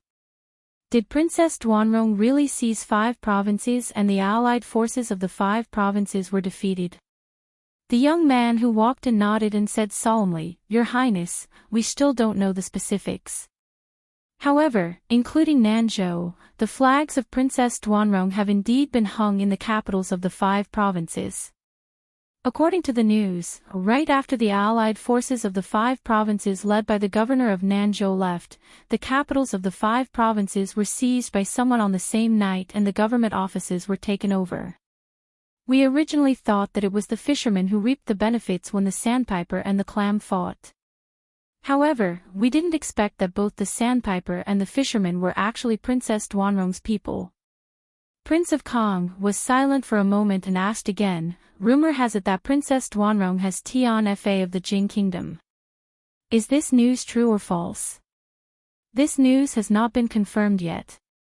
The young man pondered for a moment and said slowly, I only heard that when the allied forces of the 5 provinces were 2 li away from the capital of Zhangzhou, a meteorite fell into the army camp. Its power was not weaker than Tianfa of the Jing kingdom. As a result, the allied forces suffered heavy casualties. And when they attacked the city, the thunderous roars could be clearly heard from more than 10 li away. Then it should be true. Prince of Kong murmured. Could it be that Princess Duanrong has defected to the Jing kingdom? His face was filled with uncertainty. Fuzhou was not far from Nanzhou and other places. If they pushed forward, they would soon reach the city of Fuzhou. He was confident that he could withstand the attack of the imperial court, but not the Jing kingdom's Tianfa. Prince of Kong thought for a moment and revealed a worried expression. Let's wait and see for now. Spiritual state. The faces of the provincial governor of spiritual state, the governor, and the important officials of the state were filled with fear. When the matter here was over and the 6 provinces, including Zhangzhou, Nanzhou, were united, they didn't need to express their goodwill. Sooner or later, they would use cannons to blast open their city gates. Of course, one wouldn't slap a smiling person. Even if they were enemies, they couldn't turn hostile at this time. Wei Liang and the others even brought the envoys sent by the various forces to watch a military exercise. Tianfa cannons were fired. It was said that when they saw the red barbarian cannon blast 2 li away and raze a house to the ground, some people couldn't even stand properly on the spot.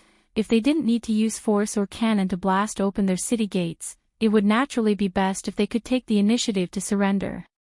Rui had returned 2 days ago. They used the same method they used on the bandits in the Bedlam lands to purge all the bandits in the 5 provinces.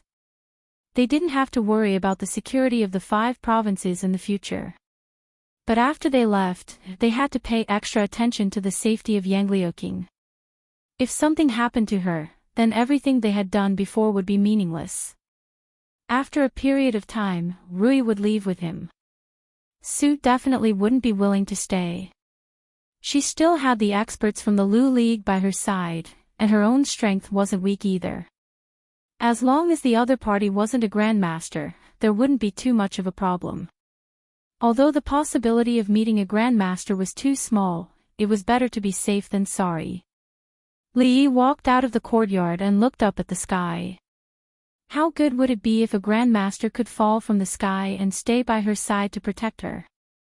In a certain province of the Wu kingdom, an old man with white hair and beard was riding on a horse. There was a faint trace of worry on his face.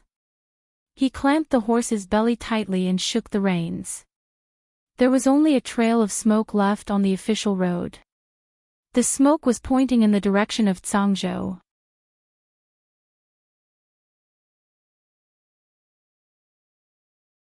In terms of business, there would also be people in charge to drive the development of these areas. Only when the people had a rich life would they remember her kindness more and more. Now that she had gained a firm foothold here, it was time for Li Yi and Rui to leave. In front of the princess mansion, a guard looked at the woman in front of him who was carrying a child and said, "Sister-in-law, it's not that we don't want to accept it, but we have rules. We don't take a needle or thread from the commoners, not even an egg. If it weren't for you, the 2 of us would have long since died in the chaos. I don't have anything to repay you with, princess. I'll leave this basket of eggs for you to feel at ease." With that, the woman quietly put down the basket, picked up the child, and turned to leave. The 2 guards sighed. The people of Zhangzhou really liked the princess. They had to experience such things dozens of times a day. Another white-haired old woman walked forward. She didn't have anything in her hand. She was probably here to try her luck and see the princess. A guard walked over and said, "Old lady, you should go back. Her Highness has just returned to the mansion. She probably won't leave today." The old woman looked up and asked, "Is Princess Duanrong inside?" The guard looked at her and thought that the old woman's hearing was bad, so he raised his voice and shouted, "Old lady, the princess has just returned. Come back tomorrow." The old woman glanced at him and said coldly, "You don't have to speak so loudly. No one thinks you're mute." After saying that, she turned around and left. The guard looked at her and felt that this old woman was different from other old women. She came here not to see the princess, but not to take an egg inside the princess's mansion. Although she was leaving with Rui and the others, there were some important things she had to tell Yang Liuqing before she left. This was a small independent courtyard. Li Yi sat with her at the stone table in the courtyard. He picked up a teacup and moistened his lips. He said, "Being supported by the people at the bottom is your advantage. However, it's far from enough. They can help you sit in that position, but they can't help you govern the country. In addition, you have to win the support of the scholars." Before Li Yi finished speaking, he looked up and saw an old woman walking into the courtyard. He stood up. The princess's mansion was heavily guarded. There were also many guards at the entrance of the small courtyard. Even Wei Liang and Qin Qing needed to be notified before they could enter. It was a strange thing for an unfamiliar old woman to appear here. In particular, she was just standing there casually, but she gave off an extremely dangerous feeling. The old woman walked into the courtyard and looked at Li Yi. She asked calmly, "Where is Princess Duanrong?" Yang Liuqing's back was facing the door. She was about to stand up when Li Yi walked to her side. He put his right hand on her shoulder and pressed it down. He asked the old woman, "Why are you looking for Her Royal Highness?" "Someone asked me to take her life," the old woman said lightly. Her figure flashed, and her speed increased sharply. She slapped Yang Liuqing. As soon as she opened her mouth, Li Yi had already grabbed Yang Liuqing's shoulder and pushed her to the side. He raised his hands and met the old woman's palm. He took a few steps back. There was a trace of surprise on his face. His chest felt uncomfortable. This old woman was even stronger than Rui. At this moment, the old woman had already turned her palm into a claw and was about to grab his neck. 2 years ago, Li Yi was already able to enter the top 20 of the heaven list. In these 2 years, because of the tortoise breathing skill, his strength increased every day. Every time he fought with Bai Su, who was already in the top 5 of the heaven list, he had a 50-50 chance of winning. But he still could not withstand a single move from this old woman. Even if she was not a grandmaster, she was extremely close. Facing her claw, Li Yi's expression was calm. He stood still.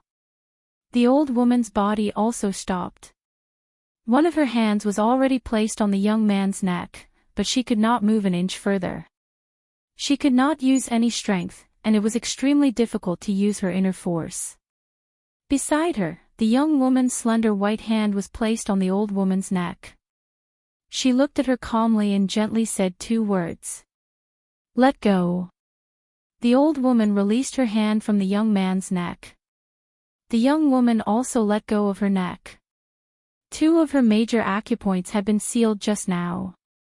At this moment, she could only use less than 10% of her peak kung fu. This 10% of her strength could not even compare to the young man in front of her, let alone the young grandmaster who had sealed her acupoints. The old woman was tied up by Bai Su, who had rushed over. Li Yi looked at Rui with a puzzled expression. "Grandmaster." Rui nodded. The high and mighty grandmasters in the past did not seem to be so powerful anymore. Li Yi suddenly had confidence. Perhaps in this lifetime, he could also touch this level. As if reading his thoughts, Rui shook her head and said, "She was injured, and it was not light. Otherwise, I would not have been able to subdue her so easily." Li Yi was also a little hurt. He looked at the old woman and thought to himself that Su's words really could not be trusted. There were no other grandmasters in the Wu Kingdom, but this old woman was one. If it were not for Rui today, he and the future empress would have been in danger. Speaking of Su arrived. He was still outside, but his voice had already come from outside the door. "I heard that you have caught a grandmaster." "Let me see." He was holding a drumstick in his hand. He took a bite of it, held the drumstick in his mouth, and walked over quickly. Halfway there, his body suddenly stopped. His eyes widened and his mouth opened wide. The chicken drumstick he had bitten off fell to the ground. Then, his figure gradually faded in front of Li Yi's eyes, and finally disappeared, leaving only the drumstick with one bite missing on the ground. Li Yi watched this scene with his eyes wide open until the residual figure disappeared. A Grand Master was so terrifying. Chapter 1098. As soon as Su stepped into the yard, he saw that the old woman, who was tied up by Su, had disappeared without a trace. Su, Tian. Then, a harsh voice came into Li Yi's ears. The reason why it was harsh was that the voice contained too much resentment, surprise, disbelief, and some indescribable emotions. It was complicated and indescribable. The old woman's chest heaved, and her face turned from white to red and then to white. Puff! She suddenly spat out a mouthful of blood, and her face became paler. The rope tied around her was broken by her. As soon as Li Yi became vigilant, her body turned into a shadow and disappeared from his sight. Li Yi stared in the direction of the gate of the yard, and then looked at Rui. Rui shook her head and said, she broke through her acupoints on her own, which greatly damaged her power and made her injury more serious.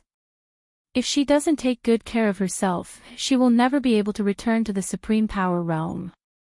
Li Yi knew what would happen if someone broke through their acupoints by force. When they were in Shuzhou, Rui also broke through her acupoints by force to save him. The result was that the heroine Mississippi Lu became even worse than an ordinary woman. She needed to be fed, carried to bed, and dressed. He took care of her meticulously for several months before she got better. The heart-wrenching Su Tian just now was still echoing in his ears. Just thinking about it made his hair stand on end and he shuddered. With such heavy resentment, Su must have an irreconcilable feud with her. She didn't hesitate to break through her acupoints and destroy her own foundation to chase after him for revenge. Unfortunately, even if she was at her peak, she might not be a match for Su. Now that she was seriously injured, it was even more impossible. Li Yi held Rui's hand and walked out of the door. If they were too slow, they might miss an annual drama. It was very likely to be a drama with many twists and turns. Bai Su and Yang Liuqing looked at each other and quickly followed.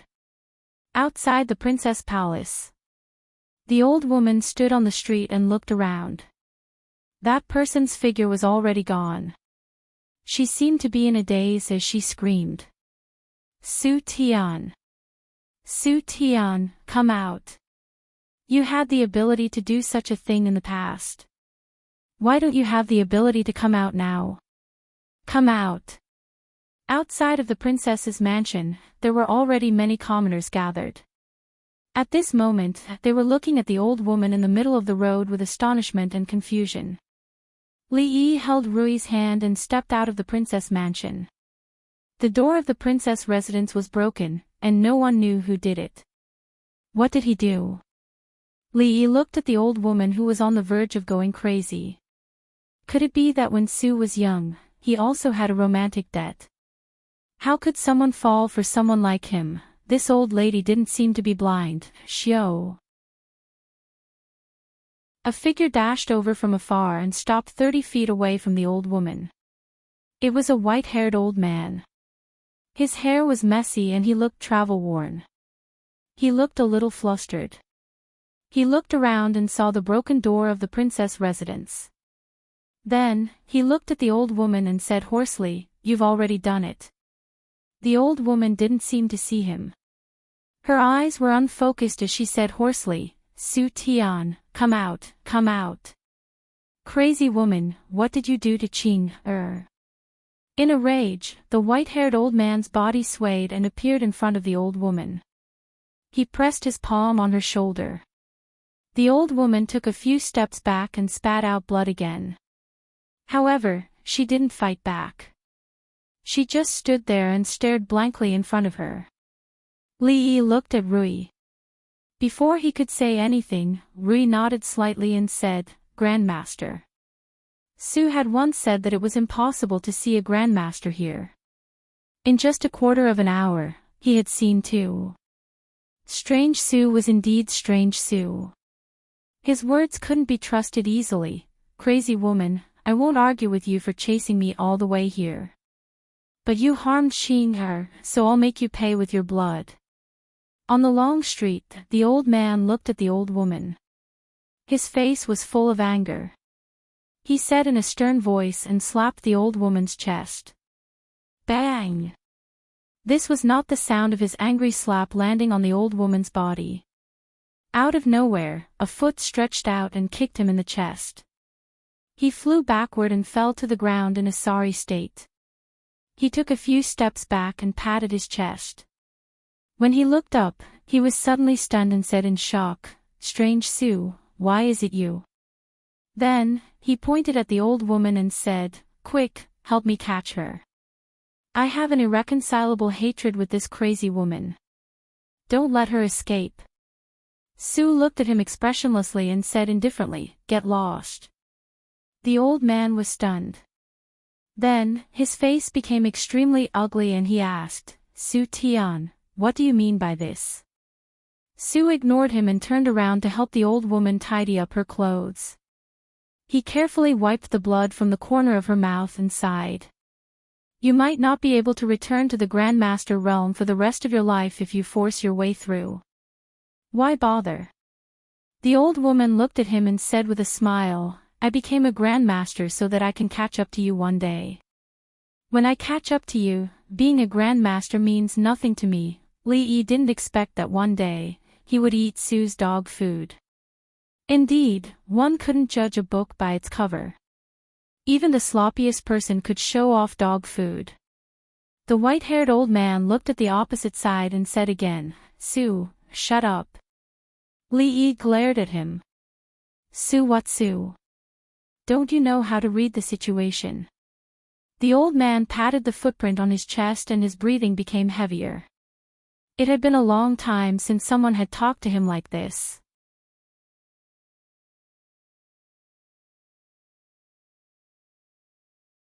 Chapter 1099. The old woman, who had an inexplicable relationship with Su, was already seriously injured. Then, she forcefully opened her acupoints, which worsened her injuries. Later, she was hit by Yangliuking's imperial uncle, the white-haired old man, who was also a guru. Coupled with her emotional fluctuations, her body was almost at the end of its tether. Fortunately, both Rui and Su had preserved their peak strength. The two gurus worked together to stabilize her injuries. She was still in a coma at the moment, but her life was no longer in danger. As for Yangliuking's imperial uncle, the white-haired old man named Yang Wanli, after giving advice to Rui, he looked even more disheveled. He came out after changing his clothes and said something to Yangliuking. Everyone who became a guru had their own martial arts. They would have different understandings after learning from different gurus. Rui seemed to have realized something again and hurried back to her room for closed-door training. In the past few years, not only had Li Yi made rapid progress, but Rui had also been busy fighting for territory everywhere, but she had never neglected her practice. Unfortunately, she had not broken through that layer of window paper. Apart from Miss Rui, your second daughter's aptitude is the best I've seen in my life. Su's eyes were full of praise. He said, although she has not reached the guru level, a guru may not be able to do anything to her. Once she encounters her own opportunity and breaks through to the guru level, even I dare not say that I can defeat her easily. Opportunity was an illusory thing. You might encounter it tomorrow, or you might never encounter it again. It was as good as not saying anything. However, to be able to make Elder Su say that he didn't dare to say that he could defeat her easily, that was really impressive. One had to know that the Taoist nun was also a guru. In Elder Su's eyes, she was the kind of person who could be easily beaten up and taught a lesson. Li thought for a moment and asked, what about Mingzhu's aptitude?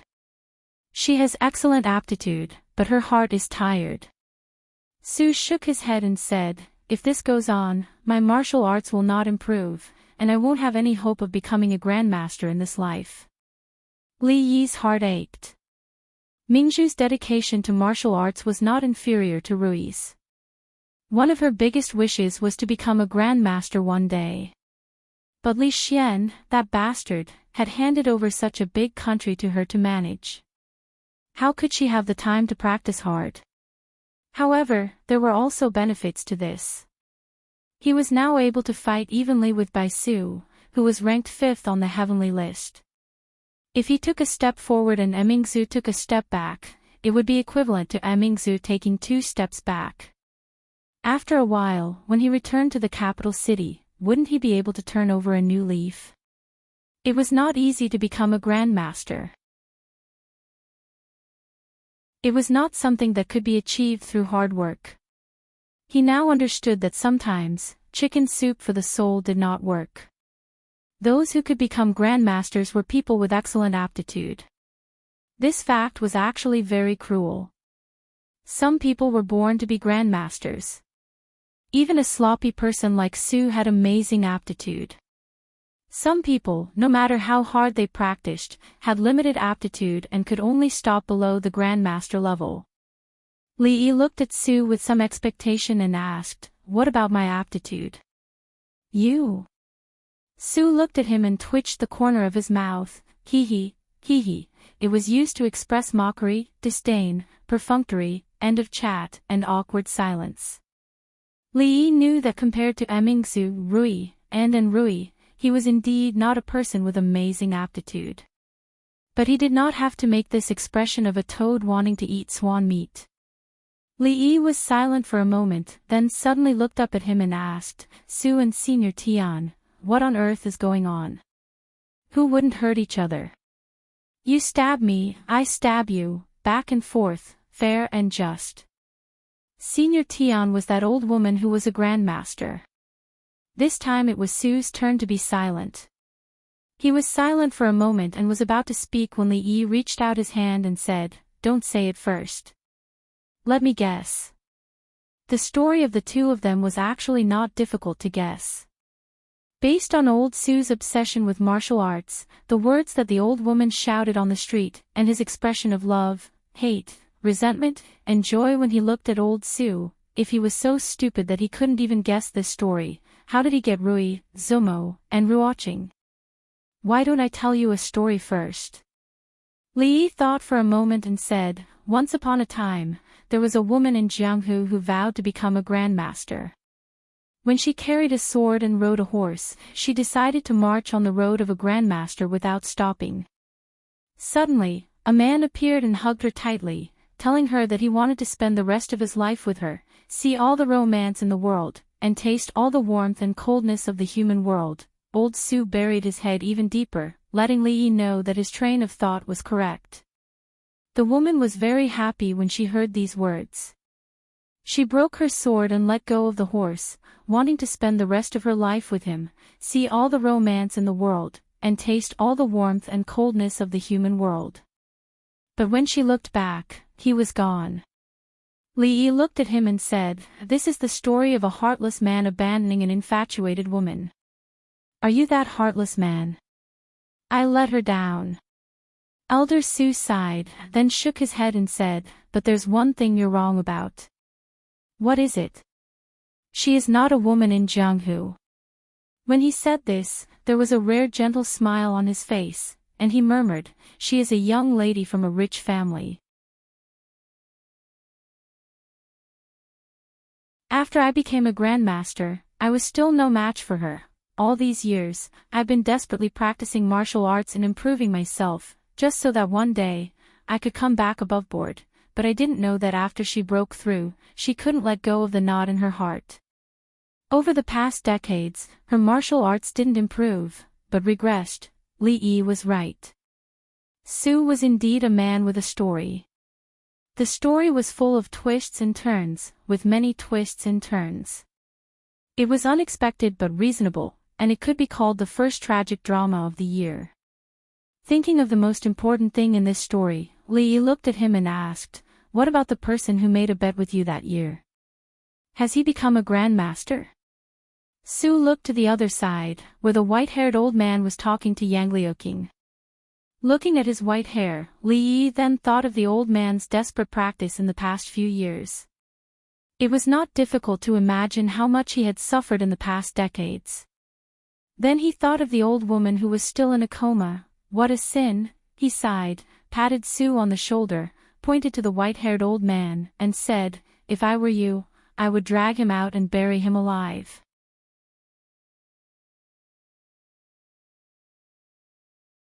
Chapter 1100. Because of a bet, a pair of lovers had been separated, and the two had spent decades in entanglement and pain. Lovers had become enemies. Such people would go to hell if they died. Li Yi couldn't care less about Su's affairs.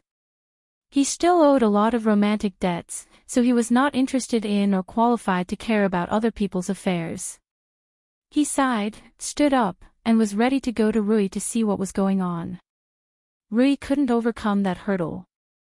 He finally had the hope to catch up with her. Now, even Su said that although she couldn't beat a guru couldn't do anything to her. His dream of becoming the master was ruthlessly shattered again. Wait a minute. Su suddenly said.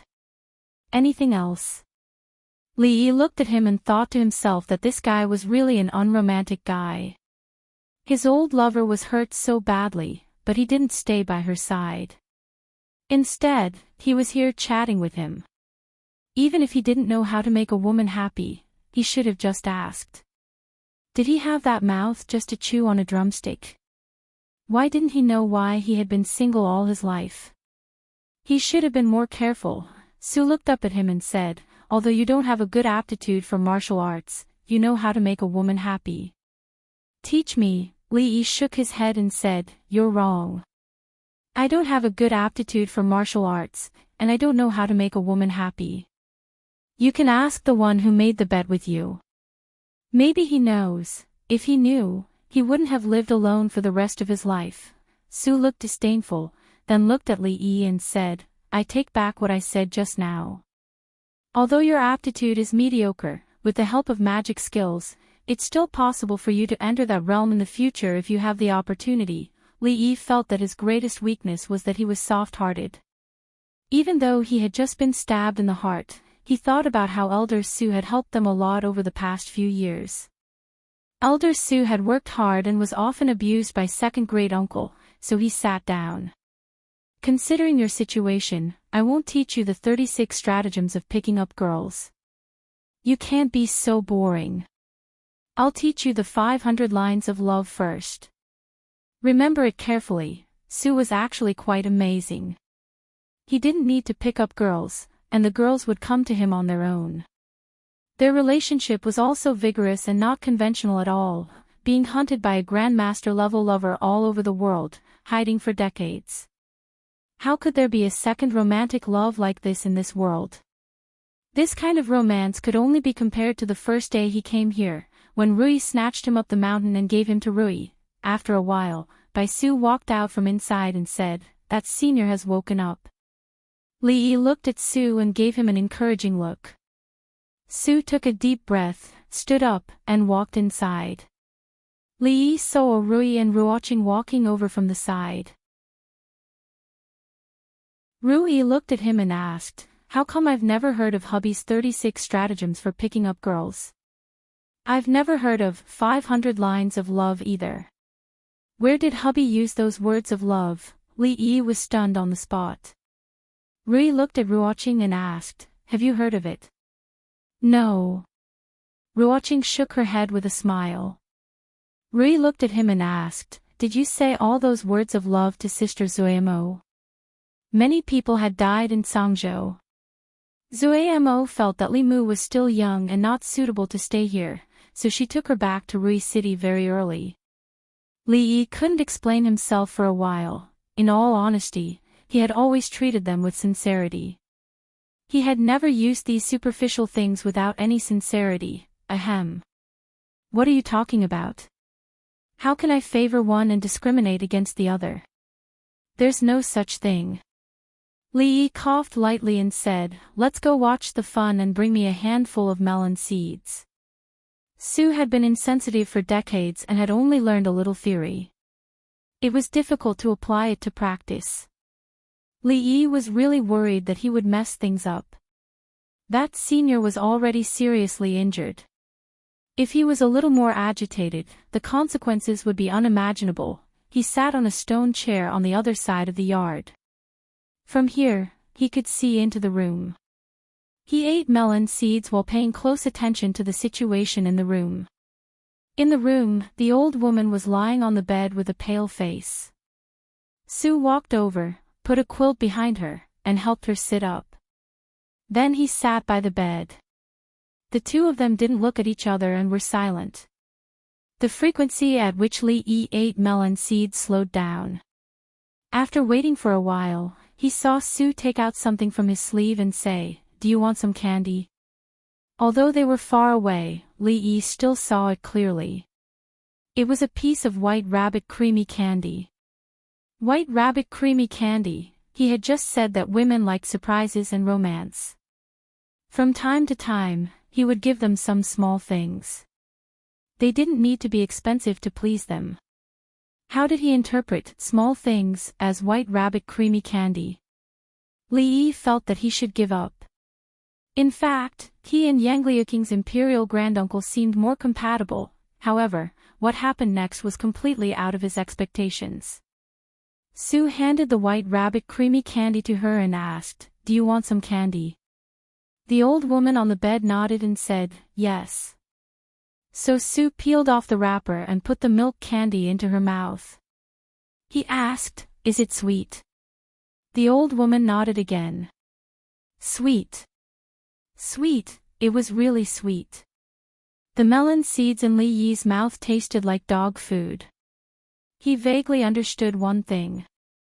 Whatever methods of picking up girls, whatever theories, they were all fake. As long as the girl's heart was filled with you, there was no need for any other tricks. Even if you gave her a piece of white rabbit creamy candy, it would still be a trick. He suddenly remembered a sentence. That day, he accidentally saw a book called Mandarin Duck Handkerchief in Mississippi Lou's room. There was a sentence written in it. He forgot the original words, but the general meaning was that if a man really liked a woman, he would love everything about her, even if it was something bad in the eyes of others. On the other hand, when a woman liked a man, it was the same. In this very feudal era, the author of the book was really a god to be able to write such a thought-provoking philosophy. In the room, the old woman looked at Su and asked, "Don't you have anything to say to me?" "Yes." Su thought for a moment, looked into her eyes, sighed, and said, "There was once a sincere love in front of me, but I didn't cherish it. When I lost it, it was too late to regret it. If God could give me a chance to start over." Bah! Li Yi spat the melon seed skin on the ground. He couldn't listen anymore and turned to leave. Before leaving, he looked back and saw the old woman sitting there in a daze. Her face was touched, and tears flickered in her eyes. When Li Yi walked past Yang Liuking and the old man was talking to her. "This time, you were able to conquer these provinces in the northwest. It is indeed beyond my expectations." The old man sighed and said, "This old man only hates that I didn't kill that beast with my palm. My young royal family wouldn't have withered to this extent." Yang Liuking lowered her head and didn't say anything. The old man suddenly looked at her and asked, "Everyone says that Fu was assassinated and died. Is this true or false?" Yang Liuking looked at him. After a moment, she shook her head and said, "Yang Fu is still alive." "That's great." The old man called Yang Wanli stood up and said, "I heard that you have the weapons of the Jing Kingdom's army. It is extremely easy to break through the walls and attack the city. Yang Zhe has already betrayed the people. You gather the army and fight all the way from here to the imperial capital. This is not a fantasy. At that time, kill that traitor, restore order, and support Fu to the throne. Only then can the Wu Kingdom have a way out. Li Yi stopped in his tracks and glanced over. Su walked out of the room with a face full of joy. Seeing Li Yi's expression, he asked, "What's wrong?" Li Yi looked at him and said, "About what I just said to Elder Su, you should reconsider it." Su was puzzled and asked, "Think about what?" Li Yi sighed and said, "Just bury him."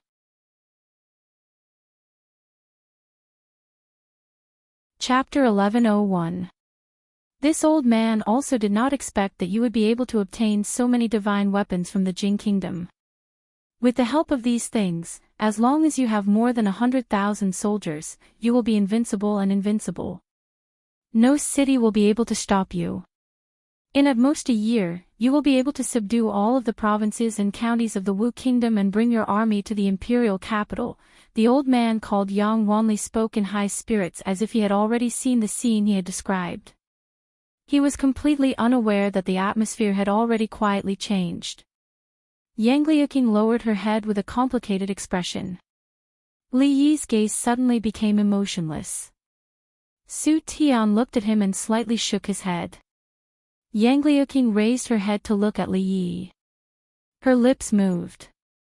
Although she did not speak, Li Yi understood her expression and did not say anything for the time being. Soon after, she turned her head to look at the white-haired old man and said seriously, "Imperial uncle, I want to be the emperor. With the red barbarian cannon, the imperial guards of the imperial capital will not be a match for you." As Yang Wanli's spittle flew, he suddenly stopped. After a moment of shock, he looked at her and asked, "What did you just say?" Yang Liuqing met his gaze, her expression still extremely serious. She said word by word, "I said, I want to be the emperor myself." Yang Wanli frowned and said in a deep voice, "Do you know what you are saying?" Yang Liuqing nodded and said, "I know. I said, after we fight our way to the imperial capital, I want to be the emperor myself." She repeated these words 3 times. Each time her expression became more and more serious, but each time her tone became more and more indifferent. It was as if she was saying something insignificant. She was not discussing it, but announcing it. A bunch of nonsense, a bunch of nonsense. The white-haired old man looked at her.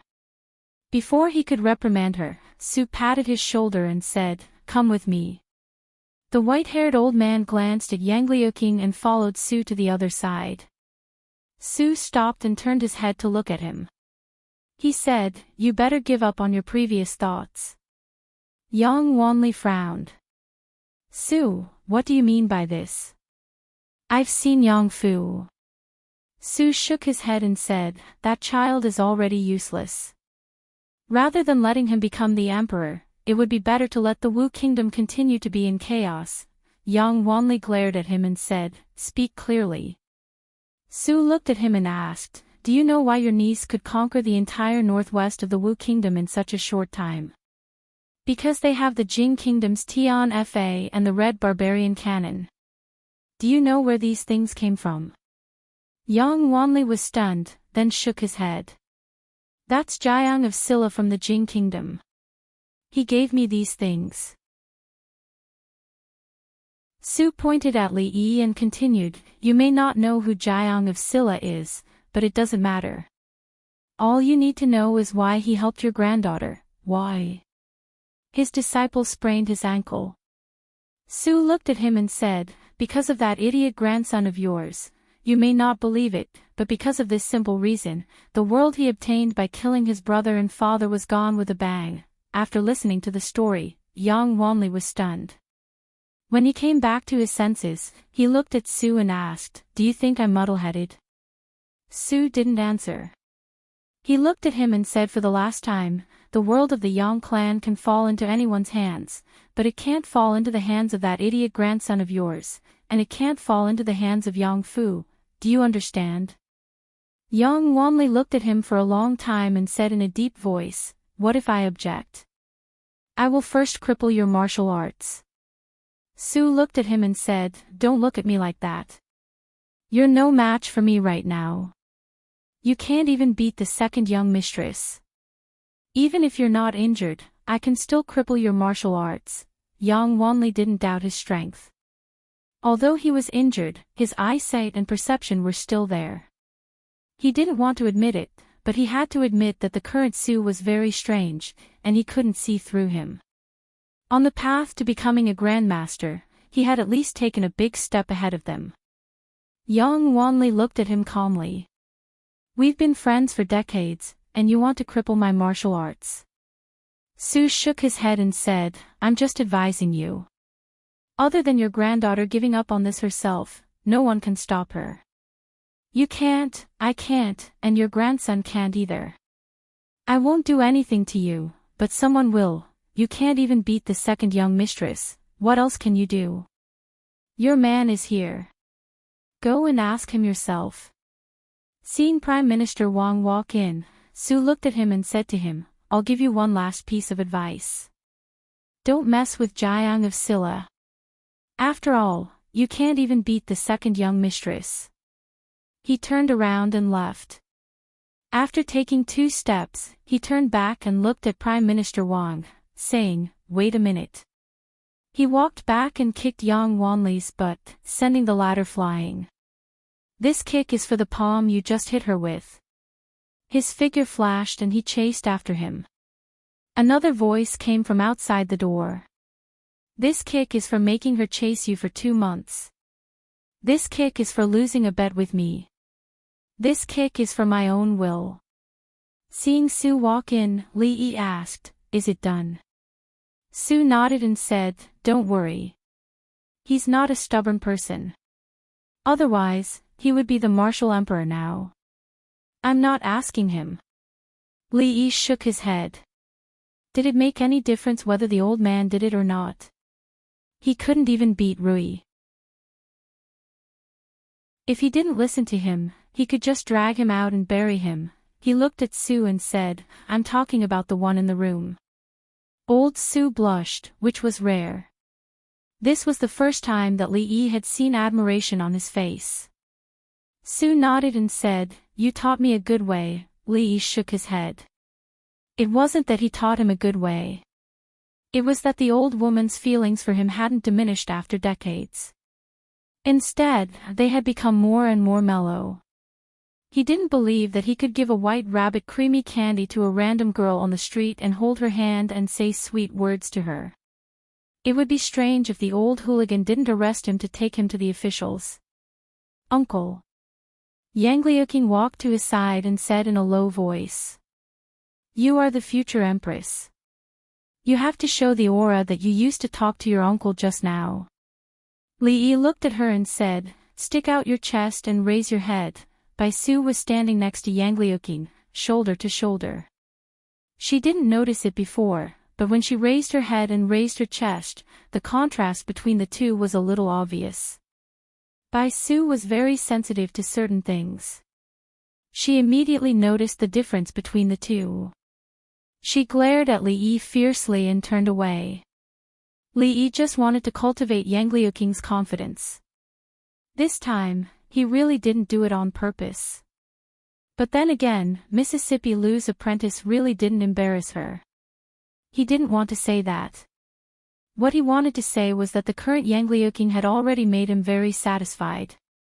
The words she said in front of old man Yang just now were neither servile nor overbearing. She was unquestionable. She already had a little bit of what an empress should have. On one side, Yang Liuqing raised her chest and raised her head. On the other side, Prime Minister Wang was scolded by old man Yang. What kind of prime minister are you? You actually didn't tell me such a big thing. The former emperor handed King Jing to you. How did you teach him? How did you teach him to be like this? How did you face the former emperor? After scolding Prime Minister Wang, Yang Wanli finally vented his anger. He strode over, looked at Li Yi and said, Jiang of Silla, come in with me. Don't worry. Li Yi faced Yang Liuqing's worried eyes and followed Yang Wanli into a room. Yang Fu can't be the emperor. Without waiting for him to speak, Li Yi went straight to the point. I'm the one who gave them their weapons. I'm the one who gave them Sky's punishment. I'm also the one who gave them the Red Barbarian Cannon. I'm also the one who came up with their revolutionary plans. Do you think that I did all of this because I have too much money to burn? Yang Wanli looked at him and said aggressively, you gave her weapons, Tianfa, and the Red Barbarian Cannon. You helped her make a plan to make her the next emperor of the Wu Kingdom. You must have a motive for everything you do. If you didn't do all of this because you have too much money to burn, then tell me, what are you after? Li Yi really wanted to tell him that he actually did all of this because he had too much money to burn. Yang Liuqing was Rui's disciple and his martial nephew. Even if he wanted to burn money, burning it on her was obviously better than burning it on someone else. Moreover, this money was just an investment. There would be generous returns in the future. Most importantly, this money also carried a great dream of his. Of course, none of this had anything to do with this old man. He didn't need to explain it to him. Li Yi looked at him and said calmly, she is my martial nephew. I am willing to help her. You don't have to worry about me, you must have a motive for giving. Yang Wanli looked at him and a thoughtful expression appeared on his face. After a moment, he seemed to realize something. He suddenly slammed the table and said angrily, you beast. She is your martial nephew. You're tuning into the Journey of the Soul YouTube channel. Don't forget to subscribe and join us on this journey to catch the most captivating stories.